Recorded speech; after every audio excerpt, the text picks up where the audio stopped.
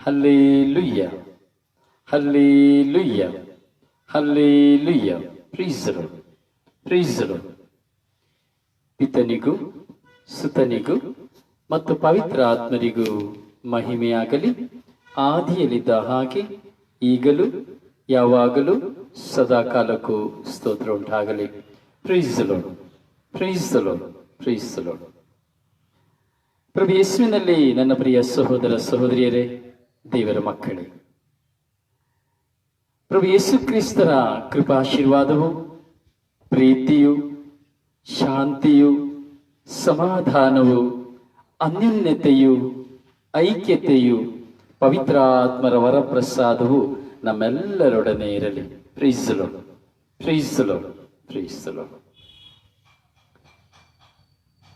ಪ್ರಿಯರೇ, ಆನಂದಕರವಾದಂತಹ ಒಂದು ಸಂತೋಷದ ದಿನ ಈ ದಿನ. ಈ ಆನಂದಕರವಾದ ಸಂತೋಷದ ಈ ದಿನದಲ್ಲಿ ನಾವು ಆನಂದಿಸಬೇಕು, ಆನಂದಿಸುವವರಾಗಬೇಕು. ಯಾರೊಡನೆ? ಪ್ರಭು ಯೇಸು ಕ್ರಿಸ್ತರೊಡನೆ. ಪ್ರಭು ಯೇಸು ಕ್ರಿಸ್ತರೊಡನೆ ನಾವು ಆನಂದಿಸುವಂತಹ ದಿನವಾಗಿದೆ ಈ ದಿನ. ಪ್ರಭು ಯೇಸು ನಮ್ಮ ರಕ್ಷಕರಾಗಿದ್ದಾರೆ, ನಮ್ಮ ಪೋಷಕರಾಗಿದ್ದಾರೆ, ನಮ್ಮ ಪಾಲಕರಾಗಿದ್ದಾರೆ, ನಮ್ಮ ಪ್ರಭುವಾಗಿದ್ದಾರೆ. ನಮ್ಮನ್ನೇ ತಮಗೆ ದಾರಿ ಎರೆದಂಥವರು, ದೇವರ ಪುತ್ರ ತಾವಾಗಿದ್ದರೂ ಸಹ ತಾವು ದೇವರ ಪುತ್ರನೆಂದು ಹೇಳಿಕೊಳ್ಳದೆ ತಮ್ಮನ್ನೇ ತಗ್ಗಿಸಿಕೊಂಡಂತಹ ಪ್ರಭು ಯೇಸು. ಈ ಪ್ರಭು ಯೇಸುವಿನ ಸಾನ್ನಿಧ್ಯದಲ್ಲಿ ನಾವು ಈ ಸಮಯದಲ್ಲಿ ಒಂದಾಗಿ ಸೇರಿದ್ದೇವೆ. ಪ್ರಭು ಯೇಸು ಈ ಲೋಕದಲ್ಲಿ ಜೀವಿಸುತ್ತಾರೆ, ಹೌದಲ್ಲ? ಜೀವಿಸಿದ್ರು, ಆದಿಯಿಂದಲೂ ಸಹ ಜೀವಿಸುವವರಾಗಿದ್ದಾರೆ, ಇಂದಿಗೂ ಸಹ ನಮ್ಮೊಡನೆ ಜೀವವಾಗಿದ್ದಾರೆ, ಜೀವಿಸುತ್ತಾ ಇದ್ದಾರೆ. ಯಾಕೆಂದರೆ ಭೂತಕಾಲದಲ್ಲಿ ಇದ್ದ ಆತನು, ವರ್ತಮಾನ ಕಾಲದಲ್ಲಿ ಇರುವ ಆತನು, ಭವಿಷ್ಯತ್ ಕಾಲದಲ್ಲಿ ಬರುವ ಆತನು ಆಗಿದ್ದಾರೆ ಪ್ರಭು ಯೇಸು ಸ್ವಾಮಿ. ಪ್ರಿಯರೇ, ನಮ್ಮ ಈ ಜೀವನದ ಪಯಣದಲ್ಲಿ ನಾವು ಚಿಂತಿಸಬೇಕು. ಊಟ ಮಾಡದೆ ನಮಗೆ ಜೀವಿಸಲಿಕ್ಕೆ ಸಾಧ್ಯನಾ? ನೀರು ಕುಡಿಯದೆ ನಮಗೆ ಜೀವಿಸಲಿಕ್ಕೆ ಸಾಧ್ಯನಾ? ಉಸಿರಾಡದೆ ನಮಗೆ ಜೀವಿಸಲಿಕ್ಕೆ ಸಾಧ್ಯನಾ? ಅಂದರೆ ಗಾಳಿ ಇಲ್ಲ ಎಂದರೆ, ಊಟ ಇಲ್ಲ ಎಂದರೆ, ನೀರಿಲ್ಲ ಅಂದರೆ ಯಾವ ಮನುಷ್ಯನು ಸಹ ಈ ಲೋಕದಲ್ಲಿ ಜೀವಿಸುವುದಿಲ್ಲ. ಜೀವಿಸಲಿಕ್ಕೆ ಸಾಧ್ಯನಾ? ಖಂಡಿತವಾಗಿ ಸಾಧ್ಯವಿಲ್ಲ. ಊಟ ಬೇಕು, ನೀರು ಬೇಕು, ಗಾಳಿ ಬೇಕು. ಈ ಮೂರಿದ್ದರೆ ಮಾತ್ರ ಒಬ್ಬ ಮನುಷ್ಯ ಈ ಲೋಕದಲ್ಲಿ ಜೀವಿಸಲಿಕ್ಕೆ ಸಾಧ್ಯ. ಹಾಗೆ ಪಿತ, ಸುತ, ಪವಿತ್ರಾತ್ಮರಾದ ತ್ರೇಕ ದೇವರು ನಮ್ಮೊಡನೆ ಇಲ್ಲದಿದ್ದರೆ, ಈ ಮೂವರ ಸಂಗಮ ನಮ್ಮ ಜೀವನದಲ್ಲಿ ಇಲ್ಲದೆ ಹೋದರೆ ನಾವು ಈ ಲೋಕದಲ್ಲಿ ಜೀವಿಸಲಿಕ್ಕೆ ಆಗುವುದಿಲ್ಲ. ಇಡೀ ವಿಶ್ವದ ಮಾನವ ಕೋಟಿಯಲ್ಲಿ ಈ ತ್ರೇಕತ್ವದ ದೇವರಾಗಿರುವಂತಹ ಪಿತ, ಸುತ, ಪವಿತ್ರಾತ್ಮರ ಕೃಪೆ ಇದ್ದರೆ ಮಾತ್ರ ನಾವು ಈ ಲೋಕದಲ್ಲಿ ಜೀವಿಸಲಿಕ್ಕೆ ಸಾಧ್ಯ. ಆ ಸಂಕೇತವಾಗಿದೆ ನೀರು, ಆಹಾರ, ಗಾಳಿ. ನಮ್ಮ ಮೂಗಿನಲ್ಲಿ ಶ್ವಾಸವನ್ನು ಊದಿದಂತಹ ದೇವರು, ಮೂಗಿನಲ್ಲಿ ಶ್ವಾಸವನ್ನು ಊದಿ ಜೀವ ಶ್ವಾಸವನ್ನು ಊದಿ ಇಂದು ನಾವು ಜೀವಿಸುವಂತೆ ಮಾಡಿರುವಂತಹ ದೇವರು. ಆದಿಯಲ್ಲಿ ನಾವು ನೋಡುತ್ತೇವೆ, ಮೊದಲನೇ ಅಧ್ಯಾಯದಲ್ಲಿ ಮೊದಲನೇ ವಾಕ್ಯದಲ್ಲಿ ನಾವು ನೋಡುತ್ತೇವೆ, ನೀರಿನ ಮೇಲೆ, ಜಲರಾಶಿಯ ಮೇಲೆ ಪವಿತ್ರಾತ್ಮರು ಚಲಿಸುತ್ತಿದ್ದರು ಎಂಬುದಾಗಿ ನೀರಿನ ಸಂಕೇತ. ಮೂರನೇದಾಗಿ ನಾವು ನೋಡುತ್ತೇವೆ ಆಹಾರ. ಪ್ರಭು ಯೇಸುವೇ ನಮಗೆ ಆಹಾರ, ದೇವರ ವಾಕ್ಯವೇ ನಮಗೆ ಆಹಾರ. ಯೇಸು ಸ್ವಾಮಿ ಹೇಳುತ್ತಾರೆ, ಏನ್ ಹೇಳುತ್ತಾರೆ? ಮನುಷ್ಯ ರೊಟ್ಟಿಯಿಂದ ಮಾತ್ರವಲ್ಲ, ದೇವರಾಡುವ ಪ್ರತಿಯೊಂದು ಮಾತಿನಿಂದಲೂ ಸಹ, ವಾಕ್ಯದಿಂದಲೂ ಜೀವಿಸುತ್ತಾನೆ ಎಂಬುದಾಗಿ. ಪ್ರಭು ಯೇಸು ಈ ವಾಕ್ಯವನ್ನ ನುಡಿದರು. ಆದರೆ ಈ ವಾಕ್ಯವನ್ನ ಯೇಸು ನುಡಿಯುವಾಗ ಯೇಸು ಧರ್ಮಶಾಸ್ತ್ರವನ್ನು ಓದಿದ್ದರು. ಯೇಸು ಸ್ವಾಮಿ ಧರ್ಮಶಾಸ್ತ್ರದ ಮೂಲಕವಾಗಿ ಈ ನುಡಿಯನ್ನ ಹೇಳ್ತಾರೆ. Praise the Lord, hallelujah, hallelujah, hallelujah, hallelujah. ವಿಮೋಚನಾ ಕಾಂಡದಲ್ಲಿ ಮೋಶೆ ಹೇಳ್ತಾನೆ, ಆಹಾರ ರೊಟ್ಟಿಯಿಂದ ಮಾತ್ರವಲ್ಲ, ದೇವರಾಡುವ ಪ್ರತಿಯೊಂದು ವಾಕ್ಯದಲ್ಲೂ ಮನುಷ್ಯನು ಜೀವಿಸುತ್ತಾನೆ ಎಂಬುದಾಗಿ ಮೋಶೆ ಹೇಳುವಂತಹ, ವಿಮೋಚನಾ ಕಾಂಡದಲ್ಲಿ ಮೋಶೆ ಹೇಳುವಂತಹ ನುಡಿಯನ್ನ ಪ್ರಭು ಯೇಸು ತನ್ನ ಬಹಿರಂಗ ಜೀವನದ ಪ್ರವೇಶಕ್ಕೆ ಮುಂಚಿತವಾಗಿ 40 ದಿನ ಉಪವಾಸ ಮಾಡುವಾಗ ಸೈತಾನನ ರೊಟ್ಟಿಯನ್ನು ಕಲ್ಲುಗಳನ್ನಾಗಿ ಮಾಡಿ ತಿನ್ನು ಎಂದು ಪ್ರಚೋದನೆಯನ್ನು ಕೊಡುವಾಗ ರೊಟ್ಟಿಯಿಂದ ಮಾತ್ರವಲ್ಲ ಮನುಷ್ಯನು ದೇವರಾಡುವ ಪ್ರತಿಯೊಂದು ವಾಕ್ಯದಿಂದಲೂ ಜೀವಿಸುತ್ತಾನೆ ಎಂಬುದಾಗಿ ಯೇಸು ಸ್ವಾಮಿ ನುಡಿದರು. Praise the Lord, praise the Lord, praise the Lord. ಪ್ರಿಯರೇ, ಪ್ರಭು ಯೇಸುವಿನ ಪೂಜ್ಯ ಶರೀರ, ಪ್ರಭು ಯೇಸುವಿನ ಪೂಜ್ಯ ರಕ್ತ ನಮ್ಮ ಸ್ಮರಣಾರ್ಥಕ ಜೀವನ. ಇವತ್ತು ಕಥೋಲಿಕ ಧರ್ಮಸಭೆಯ ಶ್ರೇಷ್ಠವಾದಂತಹ ಕಥೋಲಿಕ ಧರ್ಮಸಭೆಯಲ್ಲಿ ಶ್ರೇಷ್ಠವಾದಂತಹ ಒಂದು ಸಂಸ್ಕಾರ ಪರಮಪ್ರಸಾದ ಸಂಸ್ಕಾರ. ಈ ಪರಮಪ್ರಸಾದ ಸಂಸ್ಕಾರದ ಮೂಲಕವೇ ಇಡೀ ವಿಶ್ವವು ಇಂದು ರಕ್ಷಣೆಯನ್ನು ಹೊಂದಲಿಕ್ಕೆ ಸಾಧ್ಯ. ಈ ಪರಮಪ್ರಸಾದ ಸಂಸ್ಕಾರವಿಲ್ಲ ಎಂಬುದಾದರೆ, ಪ್ರಭು ಯೇಸುವಿನ ಸಂಸ್ಕಾರ ಅಂದ್ರೇನು, ಪರಮಪ್ರಸಾದ ಸಂಸ್ಕಾರ ಎಂಬುದಾದ್ರೇನು, ಪ್ರಭು ಯೇಸುವಿನ ಶರೀರ ಮತ್ತು ರಕ್ತ, ಪ್ರಭು ಯೇಸುವಿನ ಶರೀರ ಮತ್ತು ರಕ್ತ. ಪ್ರಭು ಯೇಸುವಿನ ಈ ಶರೀರ ಮತ್ತು ರಕ್ತವನ್ನ ಗ್ರಹಿಸದೆ ಹೋದರೆ, ಪ್ರಭು ಯೇಸುವಿನ ಶರೀರ ಮತ್ತು ರಕ್ತವನ್ನ ಅನುಭವಿಸದೆ ಹೋದರೆ, ಪ್ರಭು ಯೇಸುವಿನ ಶರೀರ ಮತ್ತು ರಕ್ತವನ್ನ ಭುಜಿಸದೆ ಹೋದರೆ ನಾವು ವಿಶ್ವಾಸಿಗಳಾಗಿರ್ಲಿಕ್ಕೆ ಸಾಧ್ಯವೇ ಇಲ್ಲ.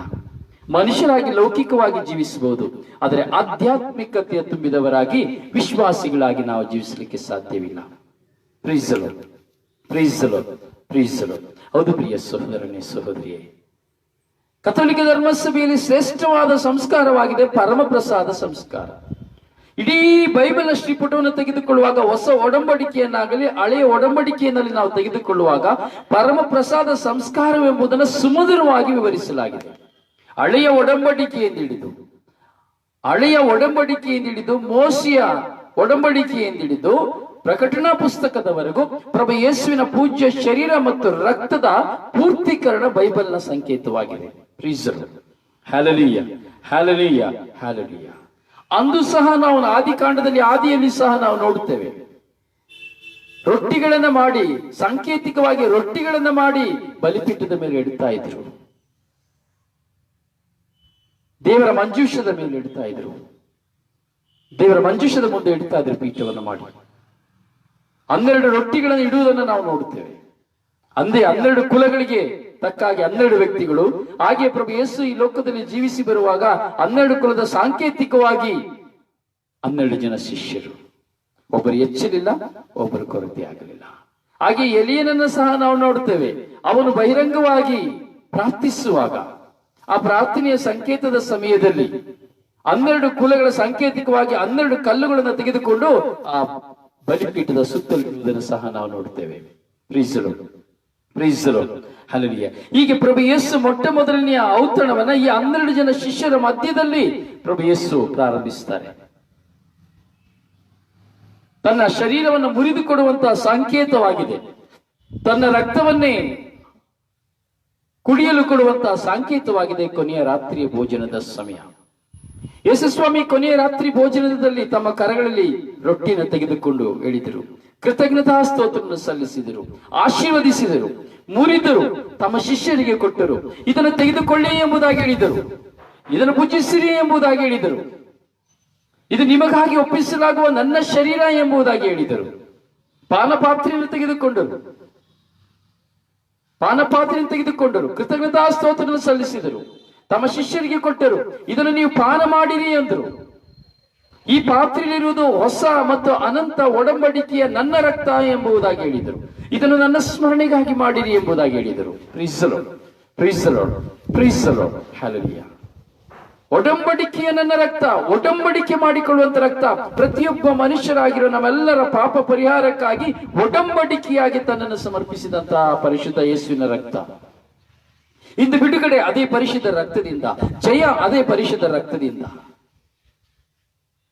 ಹೌದು ಪ್ರಿಯರೇ, ಹೀಗೆ ಪ್ರಭು ಯೇಸುವಿನ ಪೂಜ್ಯ ಶರೀರ ಮತ್ತು ರಕ್ತದ ಮಹೋತ್ಸವ, ಪ್ರಭು ಯೇಸುವಿನ ಪೂಜ್ಯ ಶರೀರ ಮತ್ತು ರಕ್ತದ ಒಡಂಬಡಿಕೆ, ಪ್ರಭು ಯೇಸುವಿನ ಪೂಜ್ಯ ಶರೀರ ಮತ್ತು ರಕ್ತದ ಬಾಂಧವ್ಯ, ಪೂಜ್ಯ ಶರೀರ ಮತ್ತು ರಕ್ತದ ಒಂದು ಅನ್ಯೋನ್ಯತೆ ನಮ್ಮಲ್ಲಿ ತುಂಬಿಕೊಂಡಂತಹ ದಿನದ ಒಂದು ಸಂಭ್ರಮವನ್ನು ನಾವು ಸ್ಮರಿಸ್ತಾ ಇದ್ದೇವೆ. Praise the Lord, hallelujah, hallelujah, hallelujah. ಈ ಪೂಜ್ಯ ಶರೀರ ಮತ್ತು ರಕ್ತದ ಮಹೋತ್ಸವವನ್ನು 1254ರಲ್ಲಿ ನಾವು ಈ ಹಬ್ಬವನ್ನು ಆಚರಿಸಲಿಕ್ಕೆ ಕರೆ ಕೊಟ್ಟಿದ್ದನ್ನ ಪೋಪ್ ಜಗದ್ಗುರುಗಳ ಮೂಲಕವಾಗಿ ನಾವು ನೋಡುತ್ತೇವೆ. ಪ್ರಿಯರೇ, ಇದು ಒಂದು ಶ್ರೇಷ್ಠವಾದದ್ದು. ಪ್ರಭು ಯೇಸುವಿನ ಪೂಜ್ಯ ಶರೀರವನ್ನು ಭುಜಿಸುವಂತಹ ನಮ್ಮಲ್ಲಿ ಪ್ರಭು ಯೇಸುವೇ ನಮ್ಮನ್ನು ಅವತರಿಸಿಕೊಳ್ಳುತ್ತಾರೆ. ನಾವು ಪ್ರಭು ಯೇಸುವನ್ನೇ ಧರಿಸಿಕೊಳ್ಳುತ್ತೇವೆ, ಪ್ರಭು ಯೇಸುವನ್ನೇ ನಾವು ಅನುಭವಿಸುತ್ತೇವೆ.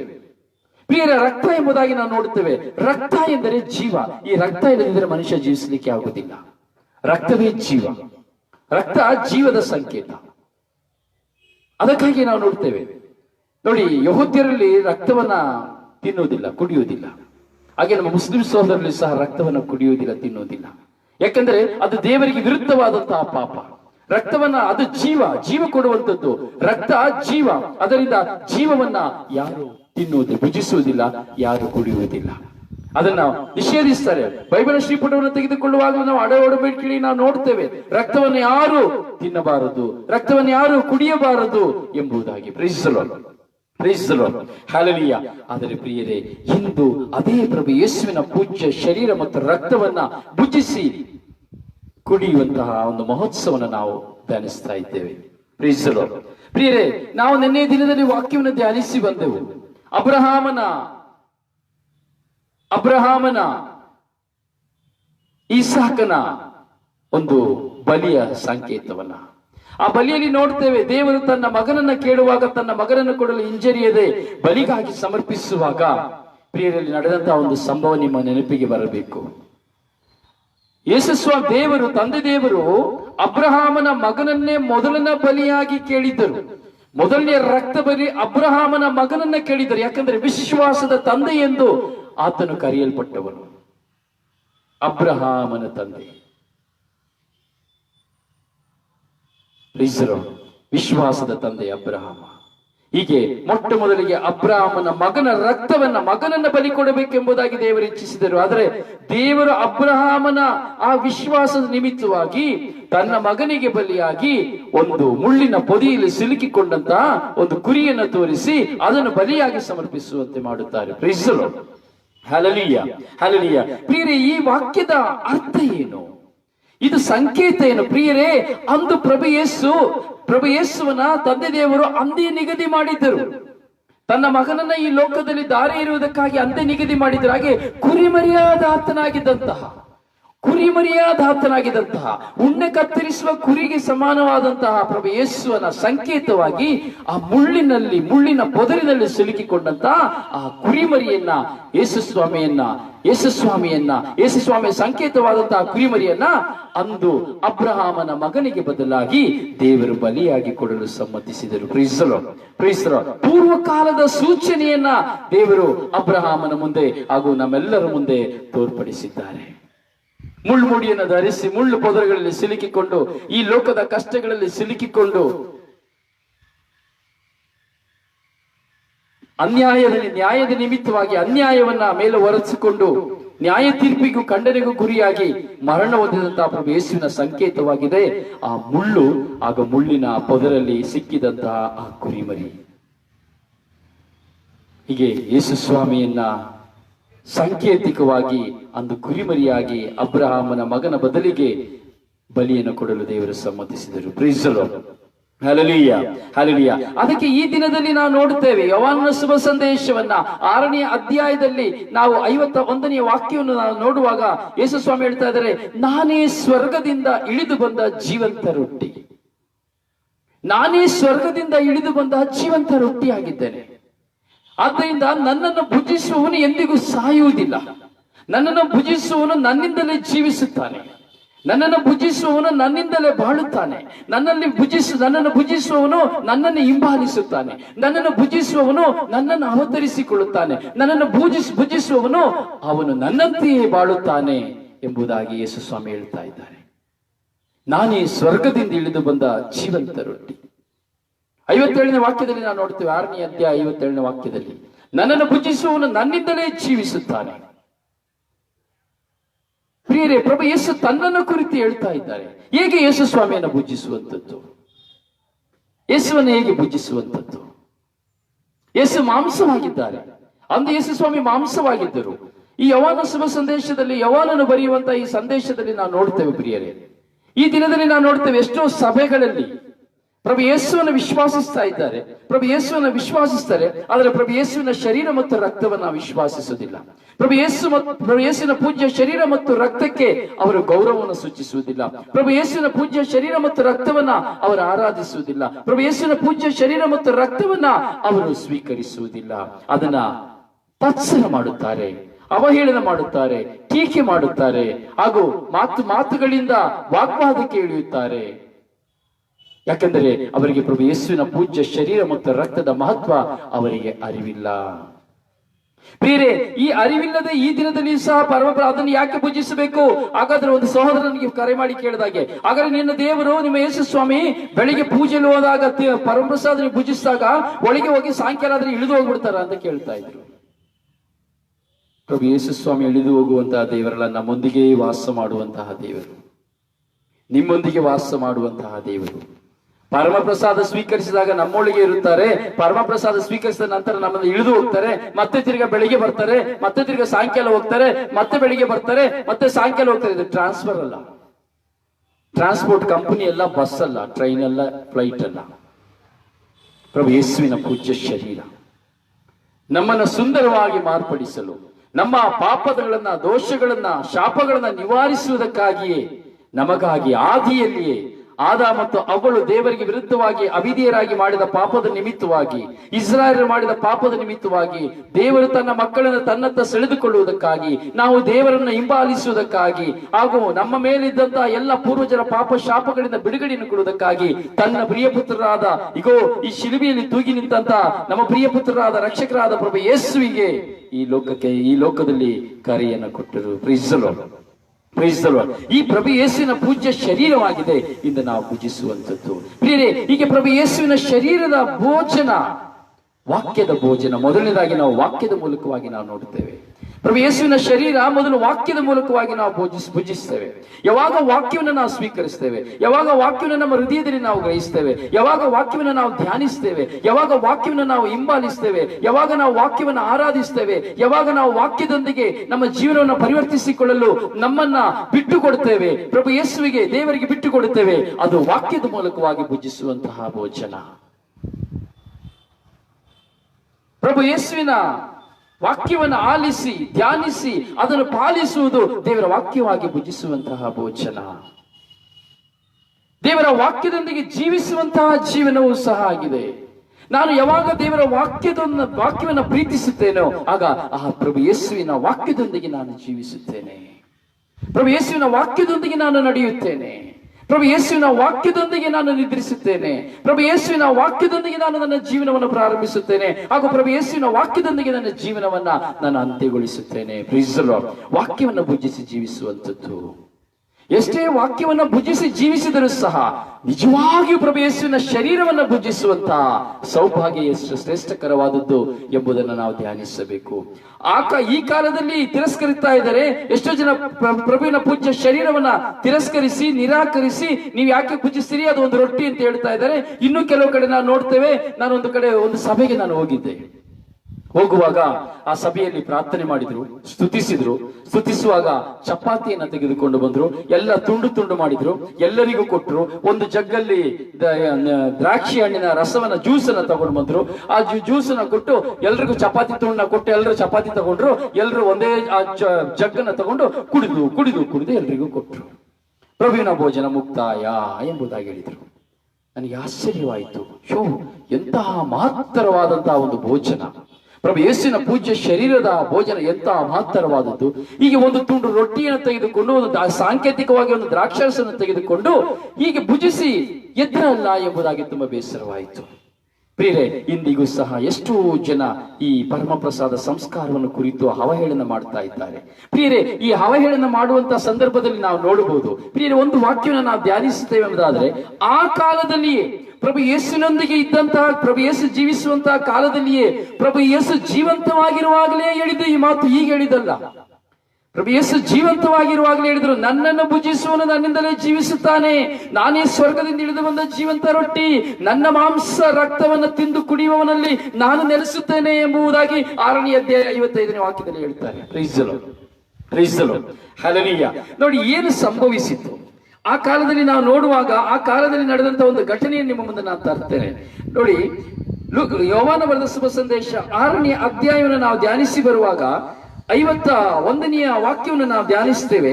ಯೇಸುಸ್ವಾಮಿ ಹೇಳ್ತಾರೆ, ನಾನೇ ಸ್ವರ್ಗದಿಂದ ಇಳಿದು ಬಂದಂತಹ ಜೀವಂತ ರೊಟ್ಟಿ, ಈ ರೊಟ್ಟಿಯನ್ನು ತಿನ್ನುವವನು ಚಿರಕಾಲ ಬಾಳುತ್ತಾನೆ. ಲೋಕೋದ್ಧಾರಕ್ಕಾಗಿ ನಾನು ಅರ್ಪಿಸುವ ನನ್ನ ಮಾಂಸವೇ ನಿಜವಾದ ನಾ ಕೊಡುವಂತಹ ನಿಜವಾದ ರೊಟ್ಟಿ ಎಂಬುದಾಗಿ ಯೇಸುಸ್ವಾಮಿ ಹೇಳುತ್ತಾರೆ. ನನ್ನ ಮಾಂಸವೇ ನಾನು ಕೊಡುವಂತಹ ರೊಟ್ಟಿ ಎಂಬುದಾಗಿ ಹೇಳುತ್ತಾರೆ. ಇದನ್ನು ಕೇಳಿದ ತಕ್ಷಣ ಏನು ಸಂಭವಿಸುತ್ತದೆ? ಯೆಹೂದ್ಯರಲ್ಲಿ ಹೋರಾಟ ಶುರುವಾಗ್ತದೆ. ಅರೆ, ಇವನನ್ನು ಹೇಗೆ ನಾನು ತಿನ್ಲಿಕ್ಕೆ ಆಗ್ತದೆ? ಇವನ ಮಾಂಸವನ್ನು ಹೇಗೆ ತಿನ್ಲಿಕ್ಕೆ ಆಗ್ತದೆ? ಇವನ ಮಾಂಸವನ್ನು ರೊಟ್ಟಿಯೊಂದಿಗೆ ನಾವು ಹೇಗೆ ತಿನ್ಲಿಕ್ಕೆ ಆಗ್ತದೆ? ಇವನು ನಾನೇ ಸ್ವರ್ಗದಿಂದ ಇಳಿದು ಬಂದ ಜೀವಂತ ರೊಟ್ಟಿ ಅಂತ ಹೇಳ್ತಾ ಇದ್ದಾನೆ. ಇದು ಹೇಗೆ ಸಾಧ್ಯ? ಈ ರೊಟ್ಟಿಯನ್ನು ತಿಂದವನು ಎಂದಿಗೂ ಸಹ ಚಿರಕಾಲವಾಗಿ ಬಾಳ್ತಾನೆ ಅಂತ ಹೇಳ್ತಾ ಇದ್ದಾನೆ. ಇವನ ತಿನ್ಲಿಕ್ಕೆ ಆಗ್ತದ? ಯಾಕಂದ್ರೆ ಯೆಹೂದ್ಯರ ಪದ್ಧತಿಯ ಪ್ರಕಾರವಾಗಿ ರಕ್ತವು ಜೀವವಾಗಿತ್ತು. ಆ ಜೀವ ಎಂದರೆ ಅದು ದೇವರು. ರಕ್ತ ಎಂಬುದರೆ ಜೀವ, ಆ ಜೀವ ಎಂದರೆ ದೇವರು. ಅಂದರೆ ಈ ರಕ್ತದ ಮೂಲಕವಾಗಿ ದೇವರಿದ್ದಾರೆ, ಜೀವವಿದೆ, ಜೀವವನ್ನು ಕೊಡುವರು ದೇವರು. ಅದರಿಂದ ಈ ರಕ್ತ ದೇವರಿಗೆ ಮಾತ್ರ ಸೀಮಿತವಾದದ್ದು. ಅದರಿಂದ ರಕ್ತ ಎಂಬುದು, ಇವನ ರಕ್ತವನ್ನು ನಾವು ಹೇಗೆ ಕುಡಿಲಿಕ್ಕೆ ಸಾಧ್ಯ? ನಮ್ಮನ್ನ ನೋಡಿ ಹೇಳ್ತಾ ಇದ್ರು, ನನ್ನ ರಕ್ತವನ್ನು ಕುಡಿ ಅಂತ ಹೇಳಿ. ಅದು ಜೀವ ಕೊಡುವಂತದ್ದು. ಹೀಗಿರುವಾಗ ದೇವರನ್ನ ದೂಷಿಸಿ ಮಾತನಾಡುತ್ತಾ ಇದ್ದಾನೆ. ಹೀಗಿರುವಾಗ ದೇವರನ್ನ ದೂಷಿಸಿ ಮಾತನಾಡುವಾಗ ಇವನು ಮಾತನಾಡುವುದು ತಪ್ಪು ಎಂಬುದಾಗಿ ಯೇಸುಸ್ವಾಮಿಯನ್ನು ಬಹಿಷ್ಕರಿಸುತ್ತಾರೆ.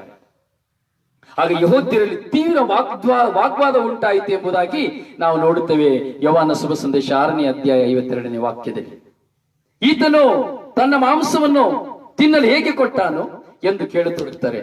ಅದಕ್ಕೆ ಯೇಸು, ನಾನು ನಿಮಗೆ ಸತ್ಯವಾಗಿ ಹೇಳ್ತೇನೆ, ನೀವು ನರಪುತ್ರನ ಮಾಂಸವನ್ನು ತಿನ್ನದೆ ಆತನ ರಕ್ತವನ್ನು ಕುಡಿಯದೆ ಹೋದರೆ ನಿಮ್ಮಲ್ಲಿ ಜೀವ ಇರುವುದಿಲ್ಲ ಎಂಬುದಾಗಿ. Praise the Lord, hallelujah. ಮತ್ತೆ ಯೇಸುಸ್ವಾಮಿಯ ವಾಕ್ಯವನ್ನು ಪುನರಾವರ್ತಿಸ್ತಾರೆ. ಇದನ್ನ ಸ್ವೀಕರಿಸಲಿಕ್ಕೆ ಆಗ್ಲಿಲ್ಲ.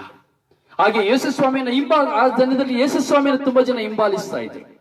ಯೇಸುಸ್ವಾಮಿಯ ಫಾಲೋವರ್ಸ್ ತುಂಬಾ ಜನ ಇದ್ರು. ಇವತ್ತು ಒಂದು ಮಿನಿಸ್ಟ್ರಿಯನ್ನು ನಡೆಸಬೇಕಾದ್ರೆ ನಾವು ನೋಡ್ತೇವೆ, ಹಲವಾರು ಮಿನಿಸ್ಟ್ರಿಗಳನ್ನ ನಡೆಸ್ತಾ ಇದ್ದಾರೆ. ಪ್ರಾರ್ಥನಾ ಕೂಟಗಳನ್ನ, ಧ್ಯಾನ ಕೂಟಗಳನ್ನ, ಸಭೆಗಳನ್ನ ನಡೆಸ್ತಾ ಇದ್ದಾರೆ.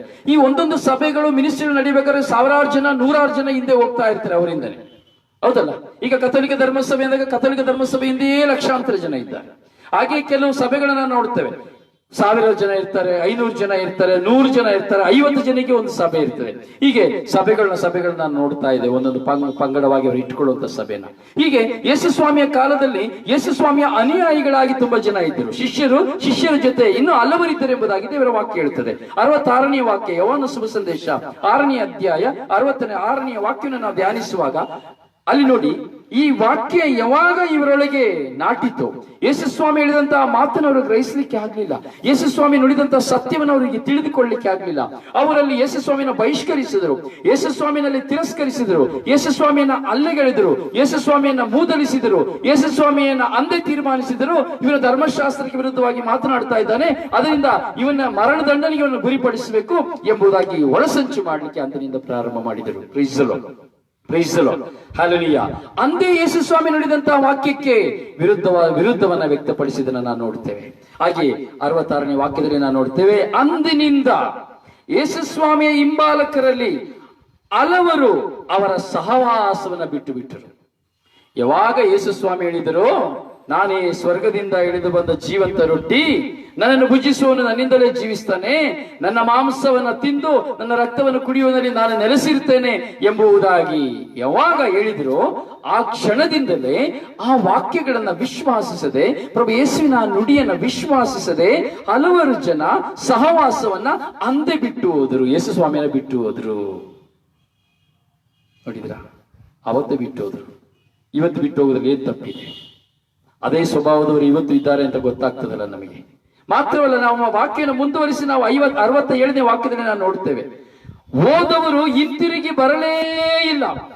ಹೋದವರು ಯಾವಾಗ ಯೇಸುಸ್ವಾಮಿ ನನ್ನ ಶರೀರವನ್ನು ಭುಜಿಸಿರಿ, ನನ್ನ ರಕ್ತವನ್ನು ಪಾನ ಮಾಡಿರಿ ಅಂತ ಹೇಳಿದ್ರು, ಆವಾಗ ಗೊಂದಲ ಮಾಡಿ ಹೋದವರು, ಯೇಸುಸ್ವಾಮಿಯನ್ನು ಬಿಟ್ಟು ಹೋದವರು ಹಿಂದಿರುಗಿ ಬರಲೇ ಇಲ್ಲ.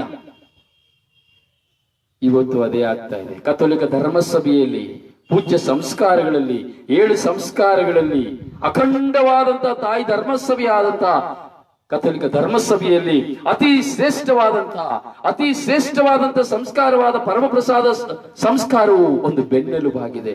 ಪ್ರಭು ಯೇಸುವಿನೊಂದಿಗೆ, ಪ್ರಭು ಯೇಸುವಿನ ಮೂಲಕವಾಗಿ, ಪೇತ್ರನ ಮೂಲಕವಾಗಿ ಕಟ್ಟಿದ ಧರ್ಮಸಭೆಯ ಒಂದು ಬೆನ್ನೆಲುಬಾಗಿದೆ. ಹೀಗೆ ಆ ಬೆನ್ನೆಲುಬಾಗಿರುವಂತಹ ಪ್ರಭು ಯೇಸುವನ್ನ, ಆ ಪರಮ ಪ್ರಸಾದವನ್ನ ಅಂದು ಯೇಸು ತನ್ನನ್ನ ಬಹಿರಂಗವಾಗಿ ಜೀವಂತವಾಗಿರುವಾಗ ಹೇಳುವಾಗಲೇ ಯೇಸುವಿನ ಜೊತೆ ಇದ್ದವರು ಬಿಟ್ಟು ಓಡಿ ಹೋದರು. ಯೇಸುವನ್ನ ಫಾಲೋ ಮಾಡಿದವರು ಓಡಿ ಹೋದ್ರು.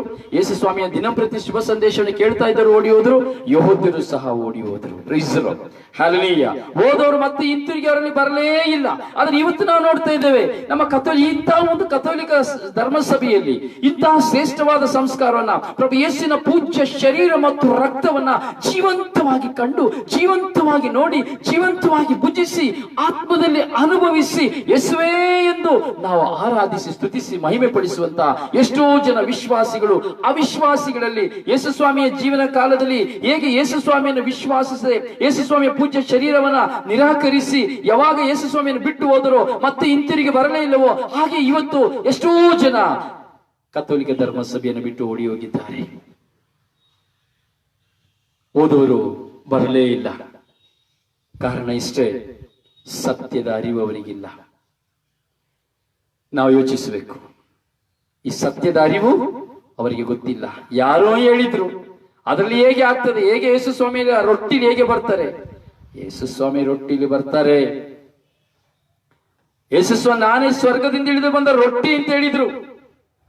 ರೊಟ್ಟಿಯನ್ನೇ ಹೇಳ್ತಾರೆ ಯೇಸು ಸ್ವಾಮಿ. ನಾನೇ ಸ್ವರ್ಗದಿಂದ ಇಳಿದು ಬಂದ ಮಾಂಸ ಅಂತ ಹೇಳಿಲ್ಲ. ರೊಟ್ಟಿಯ ಸಂಕೇತವನ್ನು ನಾವು ಹಳೆ ಒಡಂಬಡಿಕೆಯಲ್ಲಿ ಹಲವಾರು ಕಡೆ ನೋಡ್ತೀವಿ. ರೊಟ್ಟಿಯ ಸಂಕೇತ, ರೊಟ್ಟಿ ಎಂಬುದೇ ರೊಟ್ಟಿಯನ್ನು ಹೇಗೆ ಒಂದು ರೊಟ್ಟಿ ಒಂದು ಆಕಾರವಾಗಿ ಒಂದು ಬಿಳಿಯ ಒಂದು ರೊಟ್ಟಿಯ ತುಂಡಾಗಿ ಮಾರ್ಪಾಡಾಗುವುದು ಅಷ್ಟು ಸುಲಭ ಸಾಧಾರಣವಲ್ಲ. ಯೇಸು ಸ್ವಾಮಿಯ ಆ ಶರೀರವೆಂಬ ಸಾಂಕೇತಿಕ ಒಂದು ರೊಟ್ಟಿ, ಗೋಧಿಯ ರೊಟ್ಟಿಯ ಸಾಂಕೇತಿಕವಾಗಿ ಯೇಸು ಸ್ವಾಮಿ ಹೇಳ್ತಾ ಇದ್ದಾರೆ, ನಾನೇ ರೊಟ್ಟಿ. ಅಂದು ಈ ರೊಟ್ಟಿನೇ, ಗೋಧಿಯ ರೊಟ್ಟಿಯನ್ನೇ ಯೇಸು ಸ್ವಾಮಿ ಮುರಿದು ಕೊಟ್ಟರು ತನ್ನ 12 ಜನ ಶಿಷ್ಯರಿಗೆ. Hallelujah, hallelujah. ಒಂದು ಗೋಧಿಯ ಆ ಒಂದು ಬಿಳಿಯ ತುಂಡು ರೊಟ್ಟಿಯನ್ನು ಮಾಡಬೇಕು, ಅಷ್ಟು ಸುಲಭವಲ್ಲ.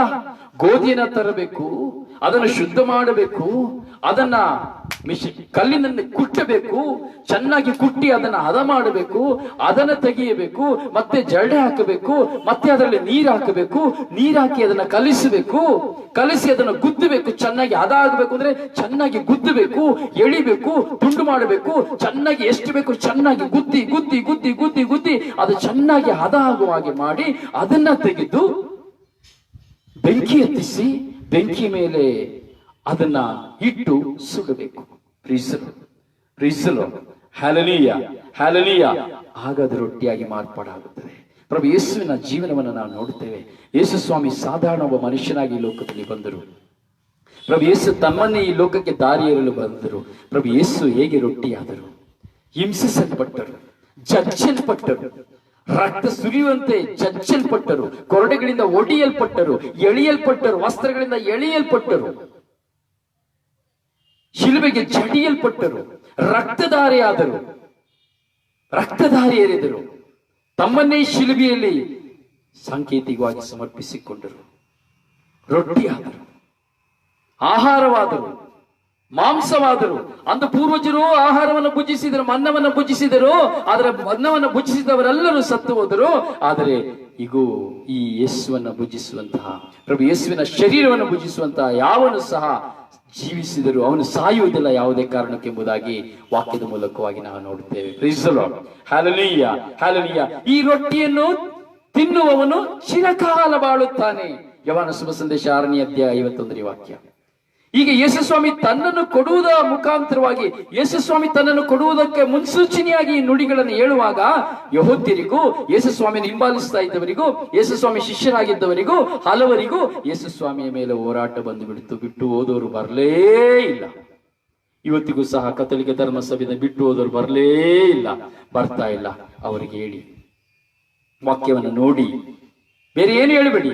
ಈ ಸಂದೇಶ ತಗೊಳ್ಳಿ, 6ನೇ ಅಧ್ಯಾಯ ತೆಗೆದುಕೊಳ್ಳಿ.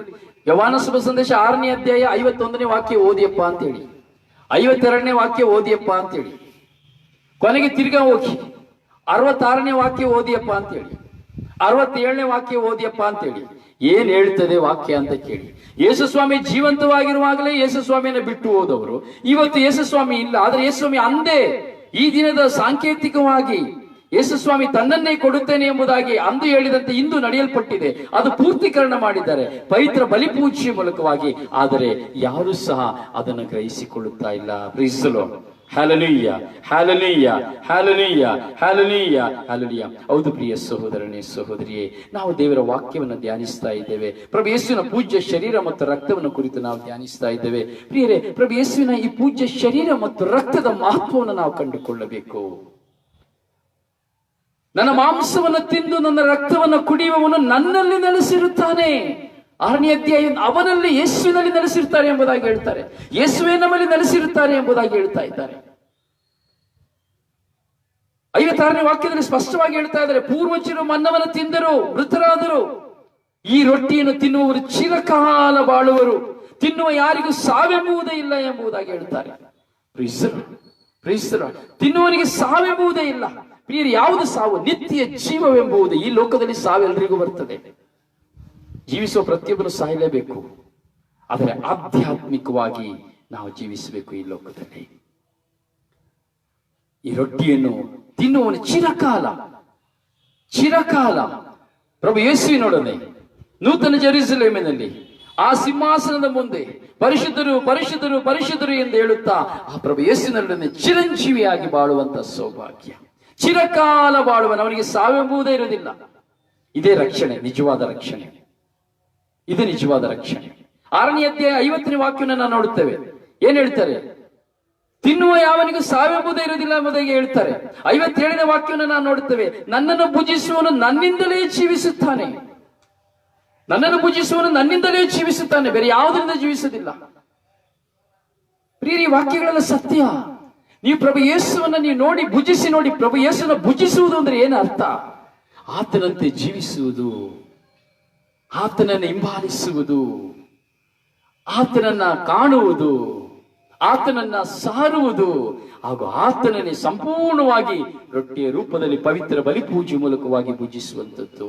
ಯಾಕಂದ್ರೆ 6ನೇ ಅಧ್ಯಾಯ 42ನೇ ವಾಕ್ಯದಲ್ಲಿ ಹೇಳ್ತಾ ಇದ್ದಾರೆ, ನಾನು ಸ್ವರ್ಗದಿಂದ ಬಂದಿದ್ದೇನೆ. ಎಲ್ಲಿಂದ ಬಂದಿದ್ದೇನೆ? ನಾನು ಸ್ವರ್ಗದಿಂದ ಬಂದಿದ್ದೇನೆ ಎಂಬುದಾಗಿ ಹೇಳುತ್ತಾರೆ. ಸ್ವರ್ಗದಿಂದ ಬಂದವನು, ಅದಕ್ಕಾಗಿ ಹೇಳ್ತಾರೆ ನಾನೇ ಸ್ವರ್ಗದಿಂದ ಇಳಿದು ಬಂದ ಜೀವಂತ ರೊಟ್ಟಿ ಎಂಬುದಾಗಿ.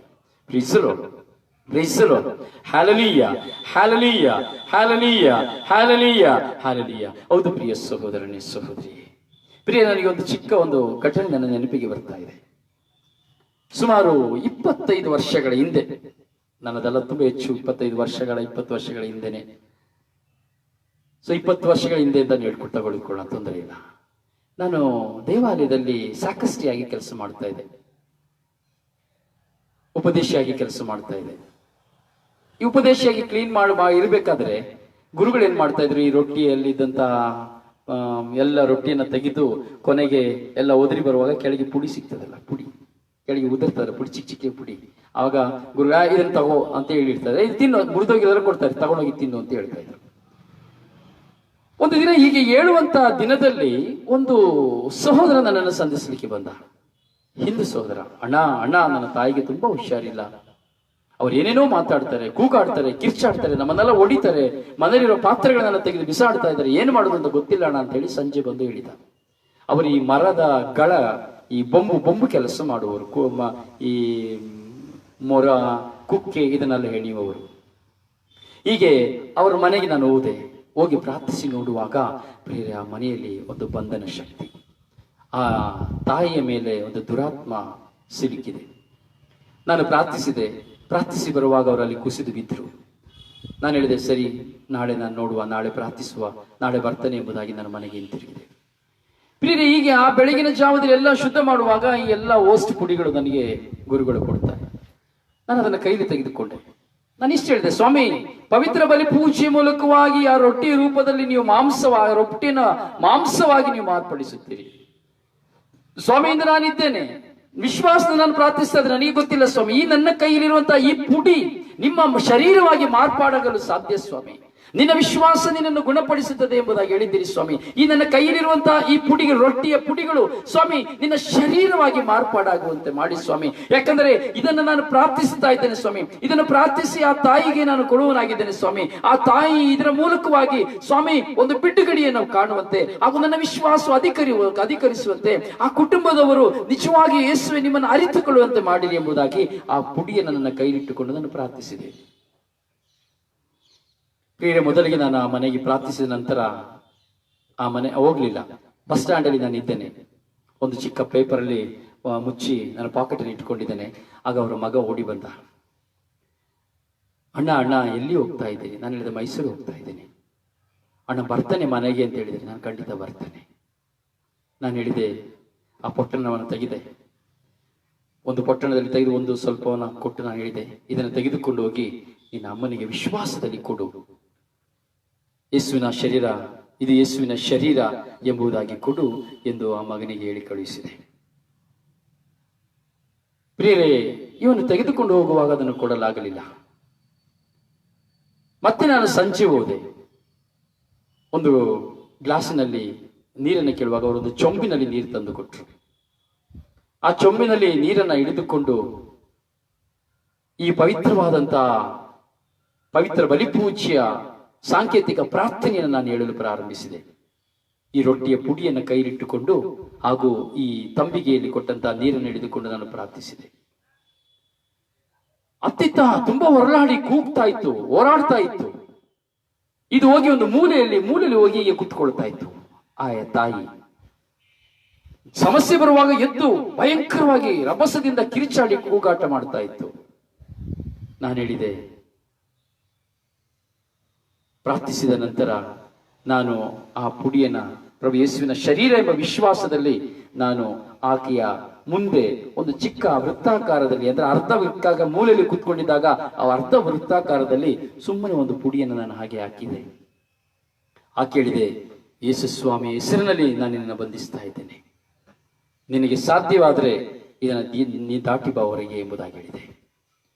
ಪ್ರಿಯರೇ, ಇದನ್ನ ಹೇಳಿದ ಕ್ಷಣ ಅದು ಗೋಡೆಗೆ ಅಂಟಿಕೊಂಡಿತ್ತು. ಆ ತಾಯಿ, ಆ ಹುಡುಗಿ ಗೋಡೆಗೆ ಅಂಟಿಕೊಂಡಿತ್ತು. ನನ್ನ ಹೊರಗೆ ಹೋಗ್ಲಿಕ್ಕೆ ಬಿಡು, ನನ್ನ ಹೊರಗೆ ಹೋಗ್ಲಿಕ್ಕೆ ಬಿಡು, ನಾನು ಹೋಗ್ತೇನೆ, ನನಗೆ ಬೇಡ, ನನಗೆ ಹೊರಗೆ ಹೋಗ್ಲಿಕ್ಕೆ ಬಿಡು, ನನ್ನ ಯಾಕೆ ಕಟ್ಟಿ ಹಾಕಿದ್ಯಾ, ನನ್ನ ಯಾಕೆ ಬಂಧಿಸಿದ್ಯಾ ಎಂಬುದಾಗಿ ಬೊಬ್ಬೆ ಹಾಕಲಿಕ್ಕೆ ಶುರುವಾಯಿತು. ನನ್ನ ದೇಹವೆಲ್ಲವೂ ರೋಮಾಂಚನಕರವಾಯಿತು. ಅಂದರೆ ಶಕ್ತಿ, ನಾವು ಪ್ರಾರ್ಥಿಸುವಂತಹ ಪ್ರಾರ್ಥನೆ, ನಮ್ಮಲ್ಲಿರುವಂತಹ ವಿಶ್ವಾಸ, ಪ್ರಭು ಯೇಸುವಿನ ಶರೀರದ ಮೇಲೆ ನಾವು ಇಡುವಂತಹ ವಿಶ್ವಾಸ ಎಷ್ಟು ಗಣನೀಯವಾದದ್ದು, ಎಷ್ಟು ಶಕ್ತವಾದದ್ದು ಎಂಬುದು ನನ್ನ ಮನಸ್ಸಿಗೆ ಕಾರಣವಾಯಿತು. ಬಿಟ್ಟುಬಿಡು, ನಾನು ಹೋಗ್ತೇನೆ, ನನ್ನ ಬಿಟ್ಟುಬಿಡು, ನಾನು ಹೊರಗೆ ಹೋಗಬೇಕು ಎಂಬುದಾಗಿ ಕೂಗಾಟ, ಕಿರ್ಚಾಟಗಳು. ಪ್ರಿಯ, ನನಗೆ ಅರಿವಾಯಿತು, ಯೇಸು ಸ್ವಾಮಿ ನನ್ನೊಡನಿದ್ದಾರೆ. ಯೇಸು ಸ್ವಾಮಿ ಇವರನ್ನ ಖಂಡಿತವಾಗಿ ಬಿಡುಗಡೆಯನ್ನು ಕೊಡ್ತಾರೆ ಎಂಬುದಾಗಿ ಕೊನೆಗೆ ಆ ತಂಬಿಗೆಯನ್ನು ತೆಗೆದುಕೊಂಡೆ, ಪ್ರಾರ್ಥಿಸಿದೆ. ಯೇಸುವಿನ ರಕ್ತಕ್ಕೆ ಜಯವಾಗಲಿ ಎಂದು ಹೇಳಿದೆ. ಯೇಸು ಸ್ವಾಮಿ ರಕ್ತಕ್ಕೆ ಜಯವಾಗಲಿ ಎಂಬುದಾಗಿ ಆ ನೀರನ್ನ, ಯೇಸು ಸ್ವಾಮಿ ರಕ್ತವಾಗಿ ಮಾರ್ಪಾಡದಂತ ನೀರನ್ನ ತೆಗೆದು ಅವಳ ಮೇಲೆ ಚಿಮುಕಿಸಿದೆ. ಚಿಮುಕಿಸುವಾಗ ಇನ್ನೂ ಕಿರಿಚಾಟ, ಓ ನನ್ನ ಯಾಕೆ ಸುಡ್ತೀಯಾ, ಓ ನನ್ನ ನೀನು ಯಾಕೆ ಸುಡ್ತಾ ಇದೀಯಾ ಎಂಬುದಾಗಿ ಇನ್ನೂ ಕಿರಿಚಾಟ ಶುರುವಾಯಿತು. ಆಗ ನನ್ನ ವಿಶ್ವಾಸ ಇನ್ನೂ ಅಧಿಕವಾಯಿತು. ಪ್ರಿಯರೇ, ನಾನು ಹೇಳಿದೆ, ಕೊನೆಗೆ ಬಾಯಿನ ತೆಗಿರಿ ಅಂತ ಹೇಳಿದೆ. ಅದು ಸುಸ್ತಾಗುವಾಗ ಬಾಯಿನ ತೆಗಿ, ಯೇಸುವಿನ ರಕ್ತಕ್ಕೆ ಜಯವಾಗಲಿ ಅಂತೇಳಿ ಹೇಳಿ ಬಾಯಿಗೆ ಕೊಡುವಾಗ ನನಗೆ ಯೇಸುವಿನ ರಕ್ತ ಬೇಡ, ಯೇಸುವಿನ ರಕ್ತ ನನಗೆ ಬೇಡ, ಅಂತೇಳಿ ಉಗುಳ್ಲಿಕ್ಕೆ ಶುರು ಮಾಡಿತು. ಹಲ್ಲೆಲೂಯಾ. ಅಂದರೆ ಅದಕ್ಕೆ ತಿಳಿಯಿತು, ಇದು ಯೇಸುವಿನ ಶರೀರ, ಇದು ಯೇಸುವಿನ ರಕ್ತ ಎಂಬುದಾಗಿ ಒಂದು ದುರಾತ್ಮಕ್ಕೆ ಕಂಡುಕೊಳ್ಳಲು ಸಾಧ್ಯವಾಯಿತು. ಒಂದು ದುರಾತ್ಮವಾಗಿ ಈ ಲೋಕದಲ್ಲಿ ನೆಲೆಯಿಲ್ಲದೆ ಅಲಿಯುತ್ತಿರುವಂತಹ ದುರಾತ್ಮಕ್ಕೆ ಅರಿವಾಯಿತು, ಇದು ಪ್ರಭು ಯೇಸುವಿನ ಶರೀರ, ಇದು ಪ್ರಭು ಯೇಸುವಿನ ರಕ್ತ, ಇದರಲ್ಲಿ ಜೀವವಿದೆ, ಇದರಲ್ಲಿ ಶಕ್ತಿ ಇದೆ, ಇದು ಇಮ್ಯಾನುವೇಲ್ ಆಗಿದ್ದಾರೆ, ರಕ್ಷಕರಾಗಿದ್ದಾರೆ, ಇವರು ಇಮ್ಯಾನುವೇಲ್ ಆಗಿದ್ದಾರೆ, ಇವರೇ ರಕ್ಷಕರಾಗಿದ್ದಾರೆ ಎಂಬುದು ಆ ದುರಾತ್ಮಕ್ಕೆ ಅರಿವಾಯಿತು. ದಾವೀದ ಪುತ್ರರೇ, ನಮ್ಮ ಗೊಡವೆ ನಿಮಗೇಕೆ ಎಂಬುದಾಗಿ ನಾವು ಗೆನಜರೇತ್ ಪ್ರಾಂತ್ಯದಲ್ಲಿ ಆ ಸಮಾಧಿಯಲ್ಲಿದ್ದಂತಹ ವ್ಯಕ್ತಿಯನ್ನು ನೋಡಿ ಬೊಬ್ಬೆ ಹಾಕಿದಂತಹ ದುರಾತ್ಮವನ್ನು ನಾವು ನೋಡುತ್ತೇವೆ.